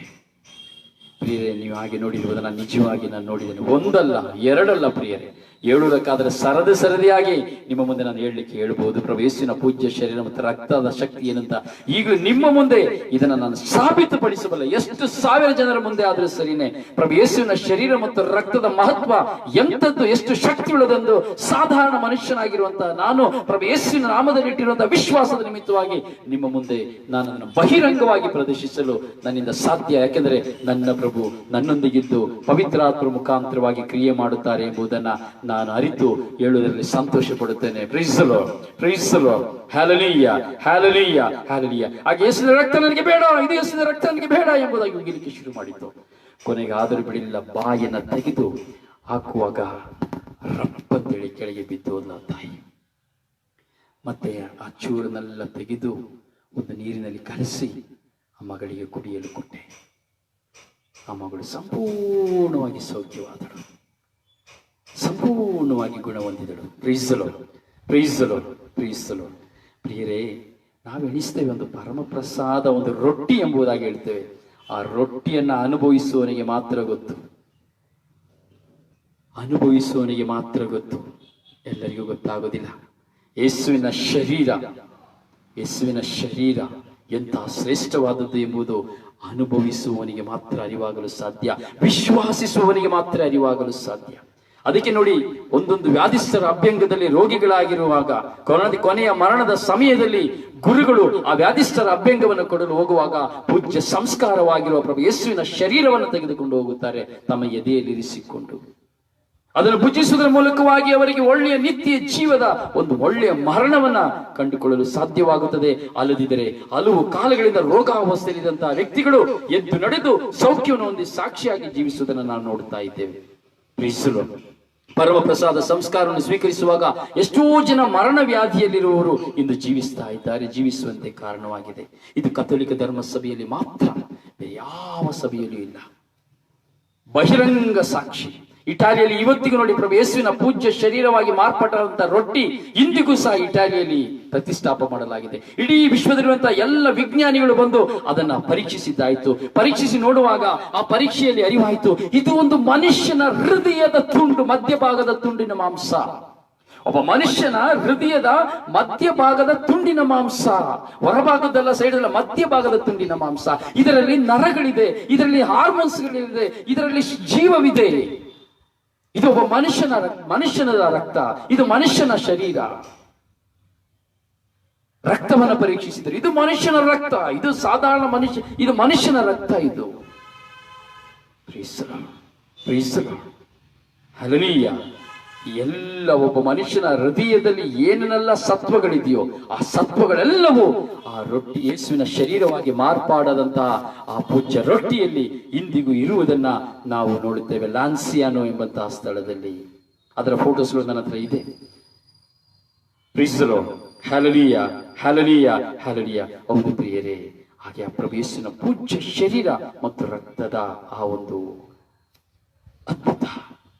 ಗುರುಗಳು ಬಲಿಪೂಜೆಯನ್ನು ಕೊಡುವಾಗ ಇದರಲ್ಲಿ ಹೇಗೆ ಯೇಸು ಸ್ವಾಮಿ ರೊಟ್ಟಿ ಆಗಲಿಕ್ಕೆ ಸಾಧ್ಯ, ಇದು ಹೇಗೆ ಯೇಸು ಸ್ವಾಮಿ ಶರೀರ ಆಗಲಿಕ್ಕೆ ಸಾಧ್ಯ, ಇದು ಹೇಗೆ ರಕ್ತವಾಗಲಿಕ್ಕೆ ಸಾಧ್ಯ ಎಂಬುದಾಗಿ ಅವಿಶ್ವಾಸದಲ್ಲಿದ್ದಂತಹ ಒಂದು ಗುರುಗಳು ರೊಟ್ಟಿಯನ್ನು ತೆಗೆದುಕೊಂಡು ಪವಿತ್ರ ಬಲಿಪೂಜೆ ಸಂಸ್ಕಾರದಲ್ಲಿ ರೊಟ್ಟಿಯನ್ನು ತೆಗೆದುಕೊಂಡು ಕೃತಜ್ಞತಾ ಸ್ತೋತ್ರವನ್ನು ಸಲ್ಲಿಸಿ ಆಶೀರ್ವದಿಸಿ ಮುರಿದು ತಮ್ಮ ಶಿಷ್ಯರಿಗೆ ಕೊಡುತ್ತಾ ಹೀಗೆಂದರು, ಇದನ್ನು ತೆಗೆದುಕೊಂಡು ನೀವೆಲ್ಲರೂ ಪೂಜಿಸಿರಿ, ಇದು ನಿಮಗಾಗಿ ಒಪ್ಪಿಸಲಾಗುವ ನನ್ನ ಶರೀರ ಎಂದು ನುಡಿಯುವಾಗ ಮಾಂಸವಾಯಿತು, ರೊಟ್ಟಿ ಮಾಂಸವಾಯಿತು, ರಕ್ತವಾರಿಯಲು ತೊಡಗಿತು. Praise the Lord. ಪಾನ ಪಾತ್ರೆಯನ್ನು ತೆಗೆದುಕೊಳ್ಳುವಾಗ ಪಾನ ಪಾತ್ರೆಯಲ್ಲಿರುವ ಎಲ್ಲ ರಕ್ತದ ಉಂಡೆಗಳಾಗಿ ಹೋದವು, ಗಂಟುಗಳಾಗಿ ಹೋದವು ದ್ರಾಕ್ಷಾರಸ. Praise the Lord, praise the Lord, hallelujah, hallelujah, hallelujah, hallelujah. ಹೌದು ಪ್ರಿಯರೇ, ಸೈನ್ಸ್ ಎಲ್ಲ ವಿಜ್ಞಾನಿಗಳು ಕಂಡುಹಿಡಿದರು, ನೋಡಿದರು, ಇದು ನಿಜವಾಗಿ ಒಬ್ಬ ಮನುಷ್ಯನ ಶರೀರ, ಮನುಷ್ಯನ ರಕ್ತ, ಮನುಷ್ಯನಿಗೆ ಸಂಬಂಧಪಟ್ಟದ್ದು. ಕೊನೆಗೇನು ಮಾಡಿದರು, ಇದು ಯೇಸುವಿನ ಶರೀರವೇ ಎಂಬುದಾಗಿ ಪರೀಕ್ಷಿಸುವುದಕ್ಕಾಗಿ ಪ್ರಭು ಯೇಸುವಿನ ವಸ್ತ್ರದಲ್ಲಿರುವಂತಹ ರಕ್ತವನ್ನ ಪರಿಶೋಧಿಸಿದರು. ಪ್ರಭು ಯೇಸುವಿನ ಶಿಲುಬೆಯ ತುಣಿಕಿನಲ್ಲಿ ಇರುವುದ ಮರದಲ್ಲಿರುವಂತಹ ರಕ್ತಗಳನ್ನು ಪರಿಶೀಲಿಸಿದರು. ಪ್ರಿಯರೇ, ಪರಿಶೀಲಿಸುವಾಗ ಆ ಪ್ರಭು ಯೇಸು ಸ್ವಾಮಿಯ ರಕ್ತದ ಗುಂಪು ಈ ರೊಟ್ಟಿಯಲ್ಲಿರುವಂತಹ ಪಾತ್ರೆಯಲ್ಲಿರುವಂತಹ ರಕ್ತದ ಗುಂಪು ಒಂದೇ ಆಗಿತ್ತು, AB positive. Praise the Lord. Yesu ಸ್ವಾಮಿಯ ರಕ್ತದ group AB positive. Praise the Lord. ತಾಯಿ ಮಾತೆ ಮರಿಯ ರಕ್ತದ group AB positive. Praise the Lord. ತಾಯಿ ಮಕ್ಕಳ ಇಬ್ಬರ ಬಾಂಧವ್ಯದ ಪವಿತ್ರ ಆತ್ಮದಿಂದ ತುಂಬಿ ಮಿಲನವಾದಂತಹ ರಕ್ತದ ಗುಂಪು AB positive. Praise the Lord. Praise the Lord. ಪ್ರಿಯರೇ, ನಾನು ಹೇಳಿದೆ ಎಂಬುದಾಗಿ ಚಿಂತಿಸಬೇಡಿ. ನಿಮ್ಮಲ್ಲಿ ವಿಶ್ವಾಸವಿದ್ದರೆ, ಪ್ರಭು ಯೇಸುವಿನಲ್ಲಿ ವಿಶ್ವಾಸವಿದ್ದರೆ, ನಿಮ್ಮ ಕೈಯಲ್ಲಿ ಹಿಡಿಯುವಂತಹ ಯಾವುದೇ ಒಂದು ವಸ್ತುವನ್ನ, ಯಾವುದೇ ಒಂದು ಆಹಾರವನ್ನ ಯೇಸು ತನ್ನ ಶರೀರವಾಗಿ ರಕ್ತವಾಗಿ ಮಾರ್ಪಡಿಸಲು ಶಕ್ತರಾಗಿದ್ದಾರೆ. Praise the Lord. Hallelujah, hallelujah, hallelujah. ನನ್ನನ್ನು ಭುಜಿಸುವವನು ನನ್ನಿಂದಲೇ ಜೀವಿಸುತ್ತಾನೆ, ಈ ಲೋಕದಲ್ಲಿ ನನ್ನನ್ನೇ ಸಾರಿ ನಡೆಯುತ್ತಾನೆ, ನನಗಾಗಿಯೇ ಜೀವಿಸುತ್ತಾನೆ, ನಾನು ಯಾರೆಂಬುದನ್ನು ಈ ಲೋಕಕ್ಕೆ ಪ್ರಕಟಿಸುತ್ತಾನೆ ಎಂಬುದಾಗಿ ಯೇಸು ಸ್ವಾಮಿ ಹೇಳ್ತಾ ಇದ್ದಾರೆ. ಹೌದು ಪ್ರಿಯರೇ, ಸ್ವರ್ಗದಿಂದ ಇಳಿದು ಬಂದವರು, ನಾನು ಸ್ವರ್ಗದಿಂದ ಬಂದಿದ್ದೇನೆ ಎಂಬುದಾಗಿ 6ನೇ ಅಧ್ಯಾಯ 42ನೇ ವಾಕ್ಯದಲ್ಲಿ ಹೇಳ್ತಾರೆ. 6ನೇ ಅಧ್ಯಾಯ 51ನೇ ವಾಕ್ಯದಲ್ಲಿ ಹೇಳ್ತಾರೆ, ನಾನು ಸ್ವರ್ಗದಿಂದ ಬಂದ ರೊಟ್ಟಿ, ಇಳಿದು ಬಂದ ಜೀವಂತ ರೊಟ್ಟಿ ಎಂಬುದಾಗಿ ಹೇಳ್ತಾರೆ. ಜೀವಂತ ರೊಟ್ಟಿ ಎಂಬುದಾಗಿ ಹೇಳ್ತಾ ಇದ್ದಾರೆ. ಅರಿತುಕೊಳ್ಳಬೇಕು ಸತ್ಯಗಳನ್ನ. ಪ್ರಭು ಯೇಸುವಿನ ಪೂಜ್ಯ ಶರೀರ, ಅದಕ್ಕೆ ಪ್ರಿಯರೇ, ನಾವು ಪ್ರಭು ಯೇಸುವಿನ ಪೂಜ್ಯ ಶರೀರವನ್ನು ಭುಜಿಸುವಾಗ ನಾವು ಹೇಗೆ ಭುಜಿಸ್ತಾ ಇದ್ದೇವೆ, ಯಾವ ವಿಧದಲ್ಲಿ ನಾವು ಭುಜಿಸ್ತಾ ಇದ್ದೇವೆ? ಏನೋ ಬಾಯಿಗೆ ಬಂದದನ್ನ ಮಾತನಾಡಿ, ಒಂದು ಪಶ್ಚಾತ್ತಾಪವಿಲ್ಲದೆ, ಒಂದು ನಾನು ಮಾಡಿದ ಪಾಪದ ಪ್ರಾಯಶ್ಚಿತ್ತವಿಲ್ಲದೆ, ಹಾಗೆಯೇ ಒಂದು ಅಸಖ್ಯವಾಗಿ ಅಥವಾ ಯಾವುದೇ ವಿಧದ ಒಂದು ಸಿದ್ಧತೆಗಳಿಲ್ಲದೆ ನೇರ ಹೋಗಿ ನಾಲಿಗೆಯನ್ನು ನೀಡಿ ಪರಮ ಪ್ರಸಾದನ ತೆಗೆದುಕೊಳ್ತೇವೆ.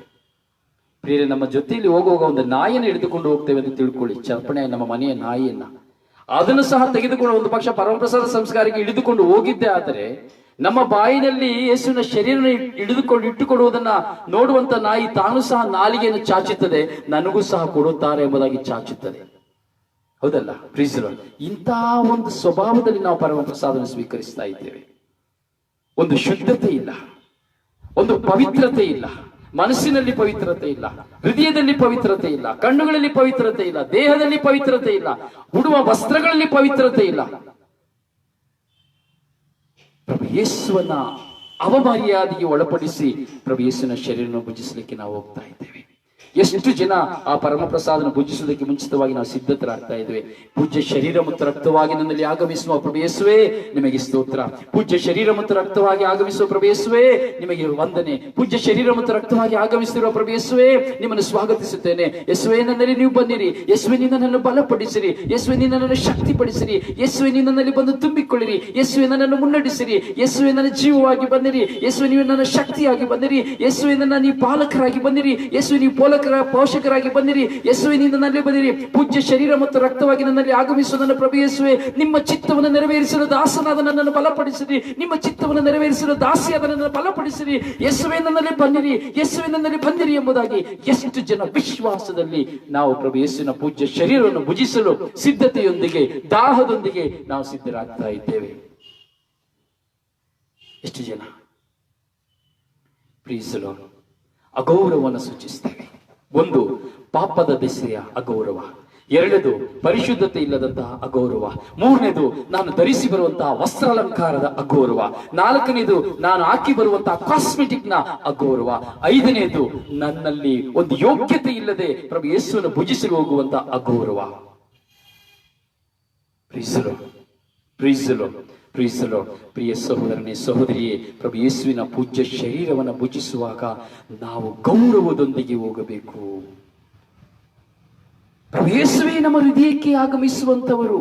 ಪ್ರಭು ಯೇಸು ನನ್ನ ಹೃದಯದಲ್ಲಿ ಬಂದು ನನ್ನ ಹೃದಯದ ಸಾಮ್ರಾಜ್ಯದಲ್ಲಿ, ನನ್ನ ಹೃದಯದ ಸಿಂಹಾಸನದಲ್ಲಿ ಕುಳಿತುಕೊಳ್ಳುವವರಾಗುತ್ತಾರೆ.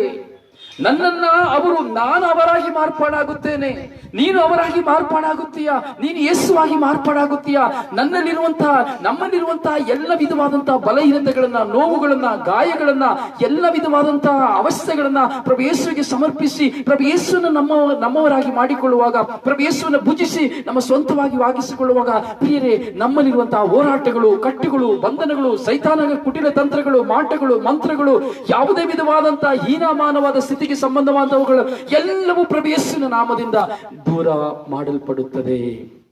ಪ್ರೀಸ್ ದಿ ಲಾರ್ಡ್, ಹಲ್ಲೆಲೂಯಾ. ಅದಕ್ಕೆ ಸಂತ ಪೌಲ್ ಹೇಳ್ತಾರೆ, ನನ್ನಯ ಬಾಳಿನಲ್ಲಿ ಜೀವಿಸುವುದು ನಾನಲ್ಲ, ಯೇಸುವೆ ನನ್ನಲ್ಲಿ ಜೀವಿಸುತ್ತಾರಲ್ಲ.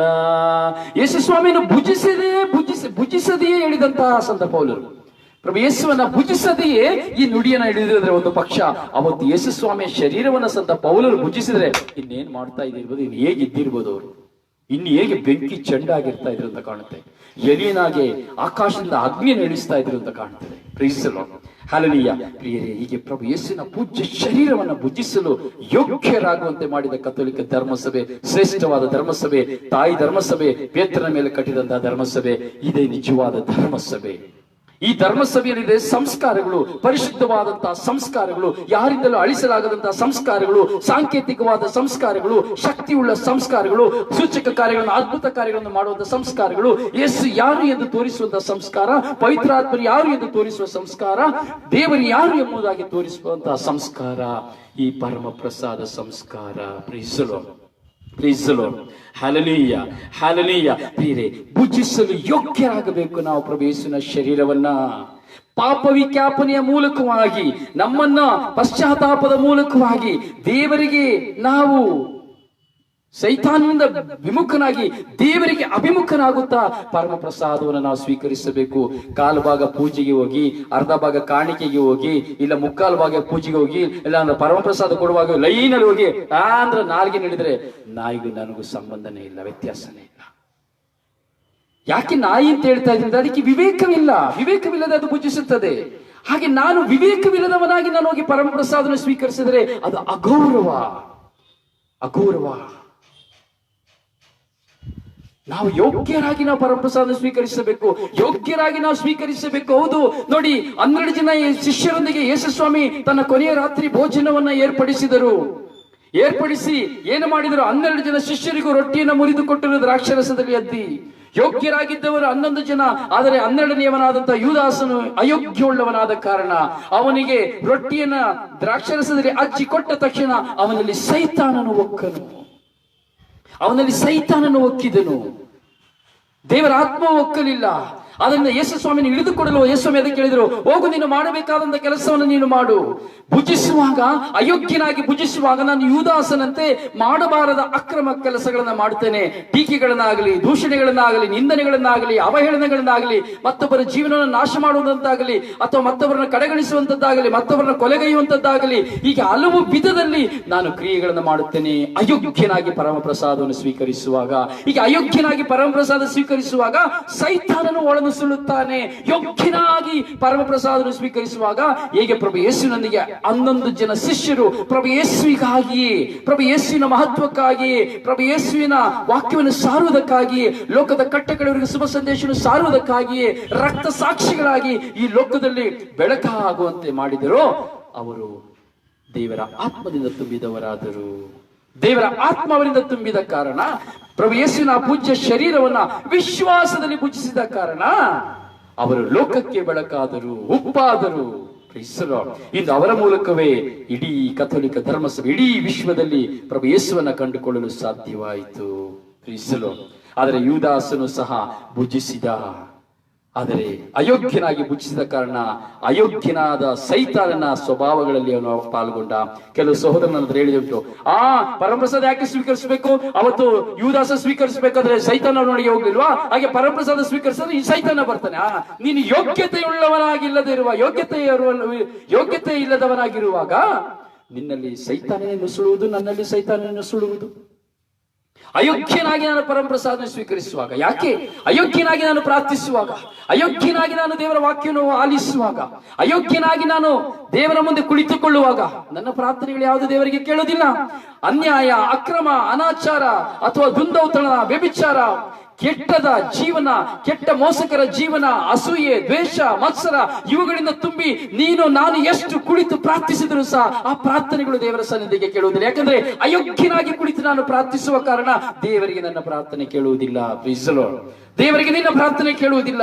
ಇದು ಯಾರೇ ಆಗಿರಲಿ, ಪ್ರಪಂಚದಲ್ಲಿ ಎಂತಹ ವಿಶ್ವಾಸಿ ಪೋಪ್ ಜಗದ್ಗುರುಗಳು, ಧರ್ಮಾಧೀಶಗಳು, ಕಾರ್ಡಿನಲ್ಗಳು, ಪಾಸ್ಟರ್ಗಳು, ಸಭಾಪಾಲಕರು, ವಿಶ್ವಾಸಿಗಳ ಸಮೂಹ ಕೂಟ, ಸಾರುವವರು, ಆಡುವವರು ಯಾರೇ ಇರಬಹುದು ಪ್ರಿಯರೇ, ಅಯೋಗ್ಯನಾಗಿ ಕುಳಿತು ಪ್ರಾರ್ಥಿಸುವಾಗ, ಅಯೋಗ್ಯನಾಗಿ ಕುಳಿತು ಧ್ಯಾನಿಸುವಾಗ, ಅಯೋಗ್ಯನಾಗಿ ಕುಳಿತು ಕೈ ಚಪ್ಪಾಳೆಯನ್ನು ತಟ್ಟುವಾಗ, ಅಯೋಗ್ಯನಾಗಿ ಕುಳಿತು ಭಾಷಾವರ್ಗಳಲ್ಲಿ ಲಲಲಲಲ ಅಂತ ಹೇಳುವಾಗ, ಅಯೋಗ್ಯನಾಗಿ ಕುಳಿತು ಕೈಗಳನ್ನು ಎತ್ತುವಾಗ, ಅಯೋಗ್ಯನಾಗಿ ಕುಳಿತು ಉಪವಾಸ ಮಾಡುವಾಗ ನನ್ನ ಪ್ರಾರ್ಥನೆ ದೇವರ ಸನ್ನಿಧಿಗೆ ಕೇಳಲ್ಪಡುವುದಿಲ್ಲ. Praise the Lord, praise the Lord, hallelujah, hallelujah. ಯೋಗ್ಯನಾಗಿ ಕುಳಿತುಕೊಳ್ಳಬೇಕು, ಯೋಗ್ಯಳಾಗಿ ಕುಳಿತುಕೊಳ್ಳಬೇಕು ಪ್ರಾರ್ಥಿಸುವುದಕ್ಕೆ, ಪರಮ ಪ್ರಸಾದವನ್ನು ಸ್ವೀಕರಿಸುವುದಕ್ಕೆ, ಬಲಿಪೂಜೆಯಲ್ಲಿ ಒಂದಾಗುವುದಕ್ಕೆ. Praise the Lord, praise the Lord, hallelujah. ಎಷ್ಟು ಜನ, ಎಷ್ಟು ಜನ, ಎಷ್ಟು ಜನ, ಎಷ್ಟು ಜನ ಚಿಂತಿಸಬೇಕು ಪ್ರಿಯರೇ. ಸುಮ್ಮನೆ ಪರಮ ಪ್ರಸಾದ ನಾನು ಪ್ರಾರ್ಥಿಸ್ತೇನೆ, ಆರಾಧಿಸ್ತೇನೆ, ಟಬರ್ನಕಲ್ ಮುಂದೆ ಹೋಗಿ ಕುತ್ಕೊಳ್ತೇನೆ, ಏನು ಪ್ರಯೋಜನ ಇಲ್ಲ. ಎಲ್ಲ ದೊಂಬರಾಟ, ಎಲ್ಲ ದೊಂಬರಾಟ, ಎಲ್ಲ ದೊಂಬರಾಟ. ಪರಮ ಪ್ರಸಾದ ಮುಂದೆ ನೀನು ಹೋಗಿ ಕುತ್ಕೊಳ್ಬೇಕು ಅಂದ್ರೆ ಯೋಗ್ಯರಾಗಿ ಹೋಗಿ ಕುತ್ಕೊಳ್ಬೇಕು. ಹೌದು, ಅಯೋಗ್ಯತೆ ಇದೆ, ಎಸ್. ಅಯೋಗ್ಯರಾಗಿರುವಂತ ನಮಗಾಗಿ ಪ್ರಭು ಯೇಸು ಬಂದಿದ್ದಾರೆ. ಆದರೆ ಆ ಪ್ರಭು ಯೇಸುವಿನ ಸನ್ನಿಧಿಯಲ್ಲಿ ನಾನು ಅಯೋಗ್ಯನಾಗಿ ಕುಳಿತುಕೊಳ್ಳುವಾಗ ನಾನು ಪಶ್ಚಾತ್ತಾಪದಲ್ಲಿ ಅಯೋಗ್ಯನಾಗಿ ಪ್ರಭು ಯೇಸುವಿನ ಮುಂದೆ ಕುಳಿತುಕೊಳ್ಳಬೇಕು. ಆಗ ಯೇಸುವಿನನ್ನು ಯೋಗ್ಯನನ್ನಾಗಿ ಮಾರ್ಪಡಿಸುತ್ತಾರೆ, ಯೋಗ್ಯಳನ್ನಾಗಿ ಮಾರ್ಪಡಿಸುತ್ತಾರೆ. Praise the Lord, praise the Lord, hallelujah, hallelujah, hallelujah. ಹೌದು ಪ್ರಿಯ ಸಹೋದರನೇ, ಸಹೋದರಿಯೇ, ವಾಕ್ಯ ಯೋಗ್ಯನಾಗಿ ಪ್ರಾರ್ಥಿಸಬೇಕು, ಯೋಗ್ಯನಾಗಿ ಆರಾಧಿಸಬೇಕು, ಯೋಗ್ಯನಾಗಿ ಪರಮ ಪ್ರಸಾದವನ್ನು ಸ್ವೀಕರಿಸಬೇಕು, ಯೋಗ್ಯನಾಗಿ ಬಲಿಪೂಜೆಯಲ್ಲಿ ಭಾಗವಹಿಸಬೇಕು, ಯೋಗ್ಯನಾಗಿ ದೇವರ ವಾಕ್ಯವನ್ನ ಆಲಿಸಬೇಕು, ಯೋಗ್ಯನಾಗಿ ವಾಕ್ಯವನ್ನ ಧ್ಯಾನಿಸಬೇಕು, ಯೋಗ್ಯನಾಗಿ ವಾಕ್ಯವನ್ನ ಸಾರಬೇಕು. ಇದೇ ಕ್ರಿಸ್ತೀಯ ಜೀವನದ, ಕಥೋಲಿಕ ಧರ್ಮಸಭೆಯ ಶ್ರೇಷ್ಠವಾದಂತಹ, ಮಹತ್ತರವಾದಂತಹ ಒಂದು ಸತ್ಯ ಸಾಕ್ಷ್ಯ. ಪ್ರೀಸ್ ದಿ ಲಾರ್ಡ್. ಕೇಳ್ತಾ ಇದ್ದೀರಾ? ಕೇಳ್ತದ ಗೊತ್ತಿಲ್ಲ.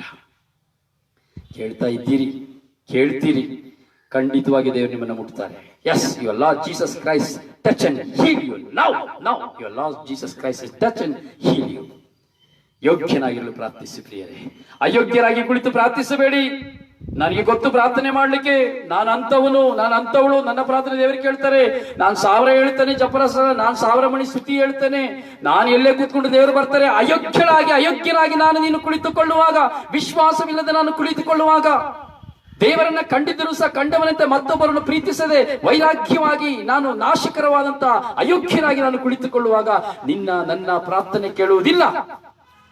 ಅಯೋಗ್ಯನಾಗಿ ಪ್ರಭು ಯೇಸುವನ್ನು ಭುಜಿಸುವವನು ಮರಣ ದಂಡನೆಗೆ ಯೋಗ್ಯನು. ಪ್ರೀಸ್ ದಿ ಲಾರ್ಡ್, ಮರಣಕ್ಕೆ ಯೋಗ್ಯನು. ಪ್ರೀಸ್ the Lord, praise the lord. ಅದರಿಂದ ಪ್ರಿಯರೇ, ಒಂದು ಕ್ಷಣ ನಮ್ಮ ಕಣ್ಣುಗಳನ್ನು ಮುಚ್ಚೋಣ. ಆ ಪ್ರಭು ಯೇಸುವನ್ನ ಒಂದು ಕ್ಷಣ ನಾವು ಪ್ರಭು ಯೇಸುವನ್ನ ನಾವು ಸ್ಮರಿಸೋಣ ಪ್ರಿಯರೇ. ಯಾಕೆಂದ್ರೆ ಆ ಪ್ರಭು ಯೇಸುವಿನ ಸಾನ್ನಿಧ್ಯದಲ್ಲಿ ನಾವು ಒಂದಾಗಿದ್ದೇವೆ. ಪ್ರಭು ಯೇಸುವಿನ ಸಾನ್ನಿಧ್ಯ ನಮ್ಮೊಂದಿಗೆ ನಮ್ಮನ್ನು ಬಲಪಡಿಸುವಂತದ್ದಾಗಿದೆ. ಆದ್ದರಿಂದ ನಮ್ಮ ಈ ಒಂದು ಪರಿಶುದ್ಧವಾದಂತಹ ಸಮಯದಲ್ಲಿ ನಾವು ಪ್ರಭು ಯೇಸುವನ್ನ ಖಂಡಿತವಾಗಿಯೂ ಹಾಡಬೇಕು ಹಾಗೂ ಹರಸಬೇಕು ಪ್ರಿಯರೇ. Praise the Lord, hallelujah, hallelujah, hallelujah, hallelujah, hallelujah, hallelujah. ಹೌದು ಪ್ರಿಯರೇ, ನಾವು ಧ್ಯಾನಿಸುವ, ನಮ್ಮನ್ನು ಸಂಪೂರ್ಣವಾಗಿ ಪ್ರಭುವಿಗೆ ಸಮರ್ಪಿಸಿ ಧ್ಯಾನಿಸುವ. ಪ್ರಭು ಯೇಸುವಿನ ಸಾನ್ನಿಧ್ಯದಲ್ಲಿ ನಾವಿದ್ದೇವೆ. ನಮ್ಮ ಎರಡೂ ಕಣ್ಣುಗಳನ್ನು ಮುಚ್ಚುತ್ತಾ ನಮ್ಮ ಕೈಗಳನ್ನು ಹೃದಯದ ಮೇಲೆ ಇರಿಸಿಕೊಳ್ಳೋಣ. ನಮ್ಮೆರಡೂ ಕೈಗಳನ್ನು ಹೃದಯದ ಮೇಲೆ ಇರಿಸಿಕೊಳ್ಳೋಣ. ಬನ್ನಿ ಸ್ವಾಮಿ,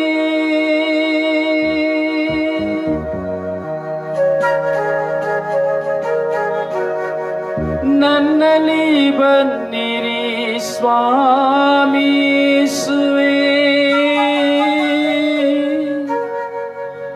ಮಾಂಸವಾಗಿ ರಕ್ತವಾಗಿ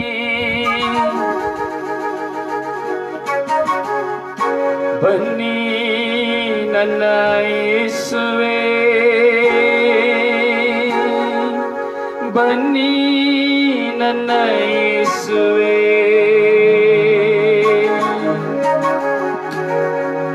ಬನ್ನಿ ನನ್ನ ಯೇಸುವೆ.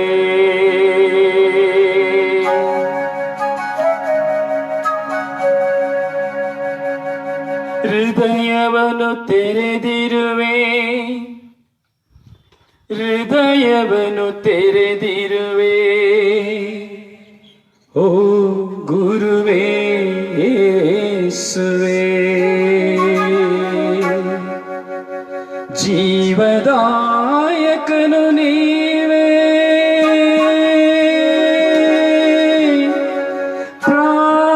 ಪ್ರಾಣದಾಯಕರು ನೀವೇ. ನಾನೇ ಸ್ವರ್ಗದಿಂದಿಳಿದು ಬಂದ ಜೀವಂತ ರೊಟ್ಟಿ ಎಂದವರು ನೀವೇ. ಓ ಯೇಸುದೇವಾ, ಓ ಯೇಸುದೇವಾ,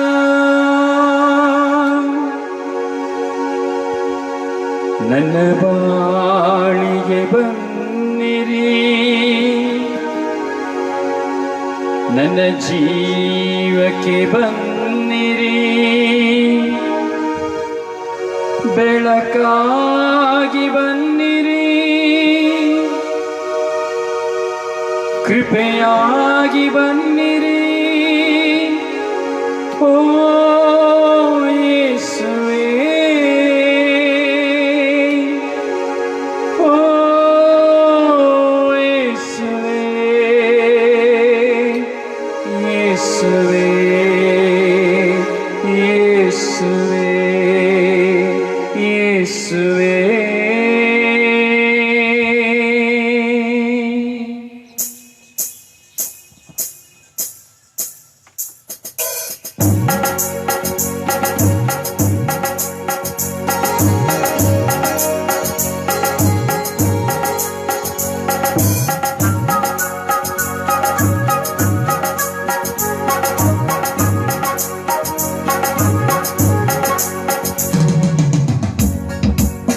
ಕರಗಳನ್ನು ತಟ್ಟುತ್ತಾ ಸಂತೋಷವಾಗಿ ಆಡೋಣ.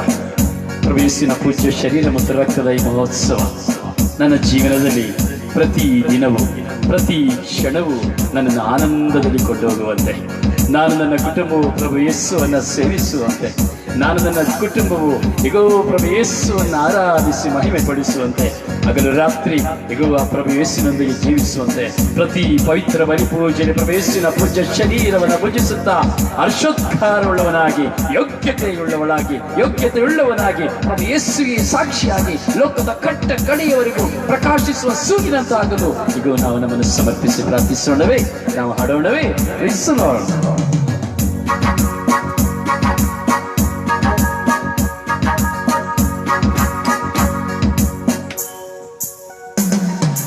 ಹೃದಯ ತುಂಬಿನ ಹಾಡುವೆ, ನಿನ್ನಯ ಆಶ್ರಯ ಬೇಡುವೆ. ಹೃದಯ ತುಂಬಿನ ಹಾಡುವೆ, ನಿನ್ನಯ ಆಶ್ರಯ ಬೇಡುವೆ. ಎನ್ನಲಿ ನೀ ನೆಲೆಸು, ನನ್ನ ಬಾಳನು ನೀ ಅರಸು. ನೀ ತೋರ್ವ ದಾರಿಯಲ್ಲಿ ನನ್ನ ಕೈ ಹಿಡಿದು ನೀ ನಡೆಸು. ಹಲನೆಯ ನನ್ನ ಕೈ ಹಿಡಿದು ನೀ ನಡೆಸು. ಹೃದಯ ತುಂಬಿನ ಹಾಡುವೆ, ಸರಿ ಅಲ್ವಾ? ನಿನ್ನಯ ಆಶ್ರಯ ಬೇಡುವೆ. ಆಮೆನ್. ಹೃದಯ ತುಂಬಿನ ಹಾಡುವೆ, ನಿನ್ನಯ ಆಶ್ರಯ ಬೇಡುವೆ. ಎನ್ನಲಿ ನೆಲೆಸಲು ನೀ, ಎನ್ನ ಬಾಳು ಮಧುರವಿದು. ನನ್ನ ಜೊತೆಯಲ್ಲಿ ನೀನಿರಲು ನಾನೆಂದಿಗೂ ಸೋಲೆನು.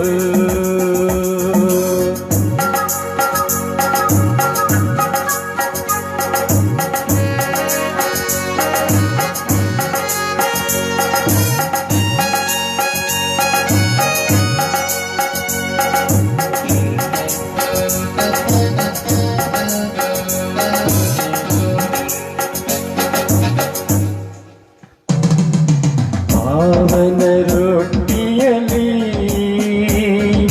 ನಿನ್ನಯ ರೂಪ ಕಂಡೇ,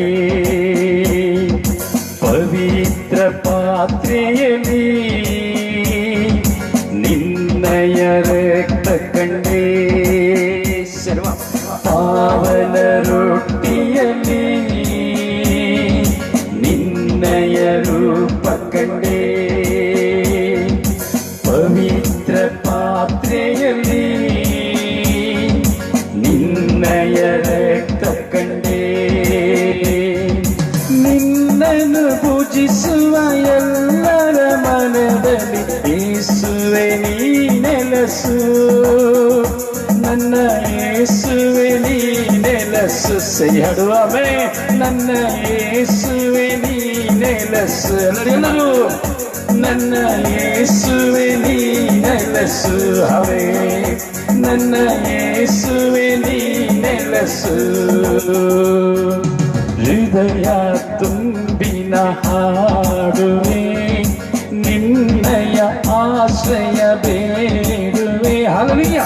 ಹೃದಯ ತುಂಬಿನ ಹಾಡುವೆ, ನಿನ್ನಯ ಆಶ್ರಯ ಬೇಡುವೆ.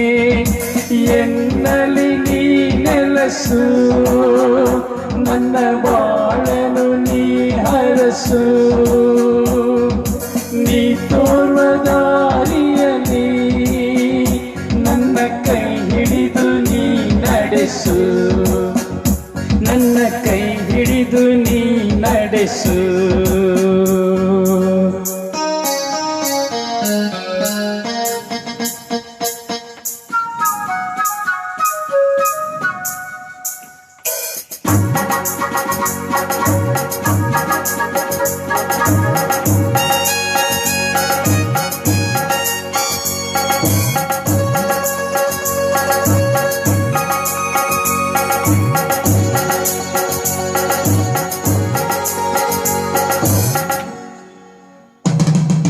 ಮುಸುಕಿದ ಕತ್ತಲನು ಬೆಳಗಿಸು ಹೇ ದೇವನೇ, ನಿನ್ನನ್ನು ಕಾಣದೆ ನಾ ಹುಡುಕಿದೆ ಬಾ ದೇವನೇ. ಹಲ್ಲೆಲೂಯಾ. ಮುಸುಕಿದ ಕತ್ತಲನು ಬೆಳಗಿಸು ಹೇ ದೇವನೇ, ನಿನ್ನನ್ನು ಕಾಣದೆ ನಾ ಹುಡುಕಿದೆ ಬಾ ದೇವನೇ. ಕರುಣೆಯ ಕರ್ತನೆ ಬಂದು ನೀ ಬೆಳಗು ಬಾಳಿನ ಹಾದಿಯನು, ನನ್ನ ಬಾಳಿನ ಹಾದಿಯನು, ನನ್ನ ಬಾಳಿನ ಹಾದಿಯನು. ಹೃದಯ ತುಂಬಿನ ಹಾಡುವೆ, ನಿನ್ನಯ ಆಶ್ರಯ ಬೇಡುವೆ. ಹೃದಯ ತುಂಬಿನ ಹಾಡುವೆ, ನಿನ್ನಯ ಆಶ್ರಯ ಬೇಡುವೆ.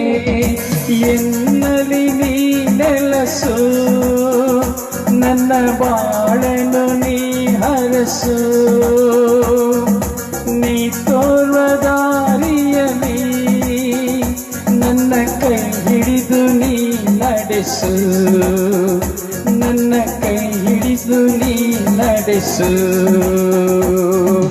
Hallelujah, hallelujah, hallelujah. ಆಮೆನ್.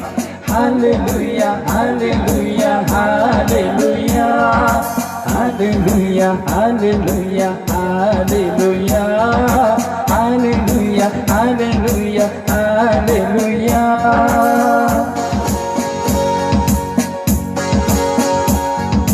ಹೃದಯ ತುಂಬಿ ಹಾಡಿದೆ ಯೇಸು ದೇವನೇ ನಿನ್ನ. ಹೃದಯ ತುಂಬಿ ಹಾಡಿದೆ ಯೇಸು ದೇವನೇ ನಿನ್ನ. ನನ್ನ ಹೃದಯದ ಗುಡಿಗೆ ಬಾರೆಯ, ಹೃದಯದ ಗುಡಿಯಲ್ಲಿ ಬಾರೆಯ. ನಿನ್ನನೆ ಕಾದು ನ ಕುಳಿತಿರುವೆ, ನಿನ್ನನೆ ಕಾದು ನ ಕುಳಿತಿರುವೆ. ಹೃದಯ ತುಂಬಿನ ಹಾಡುವೆ, ನಿನ್ನಯ ಆಶ್ರಯ ಬೇಡುವೆ. ಹೃದಯ ತುಂಬಿನ ಹಾಡುವೆ, ನಿನ್ನಯ ಆಶ್ರಯ ಬೇಡುವೆ. ಎನ್ನಲಿ ನೆಲಸಲು ಬಾ, ಎನ್ನ ಬಾಳಲಿ ನೆಲಸಲು ಬಾ. ನೀ ತೋರುವ ದಾರಿಯಲ್ಲಿ ನನ್ನ ಕೈ ಹಿಡಿದು ನಡೆಸಲು ಬಾ, ನನ್ನ ಕೈ ಹಿಡಿದು ನಡೆಸಲು ನಡೆಸಲು ಬಾ. Praise the Lord. Praise the Lord. Praise the Lord. ಬೇರೆ ಪ್ರಭು ಯೇಸುವಿನ ಪೂಜ್ಯ ಶರೀರ ಮತ್ತು ರಕ್ತದ ಮಹೋತ್ಸವ ಈ ವಾಕ್ಯವನ್ನು ಕಡ್ಡಾಯವಾಗಿ ಎಲ್ಲರಿಗೂ ಕೇಳಲಿಕ್ಕೆ ಹೇಳಿ. ದಯವಿಟ್ಟು ನಿಮ್ಮ ಗ್ರೂಪ್ಗಳಲ್ಲಿ ಈ ಲಿಂಕ್ಗಳನ್ನು ಶೇರ್ ಮಾಡಿ. ಖಂಡಿತವಾಗಿಯೂ ನೀವು ಸಹ ಪ್ರಭು ಯೇಸುವಿನ ಶರೀರ ಮತ್ತು ರಕ್ತದ ಈ ಶಕ್ತಿಯನ್ನು ಅನುಭವಿಸಲಿಕ್ಕೆ ಸಾಧ್ಯ. ದೇವರು ನಿಮ್ಮನ್ನು ಆಶೀರ್ವದಿಸಲಿ. May God bless you.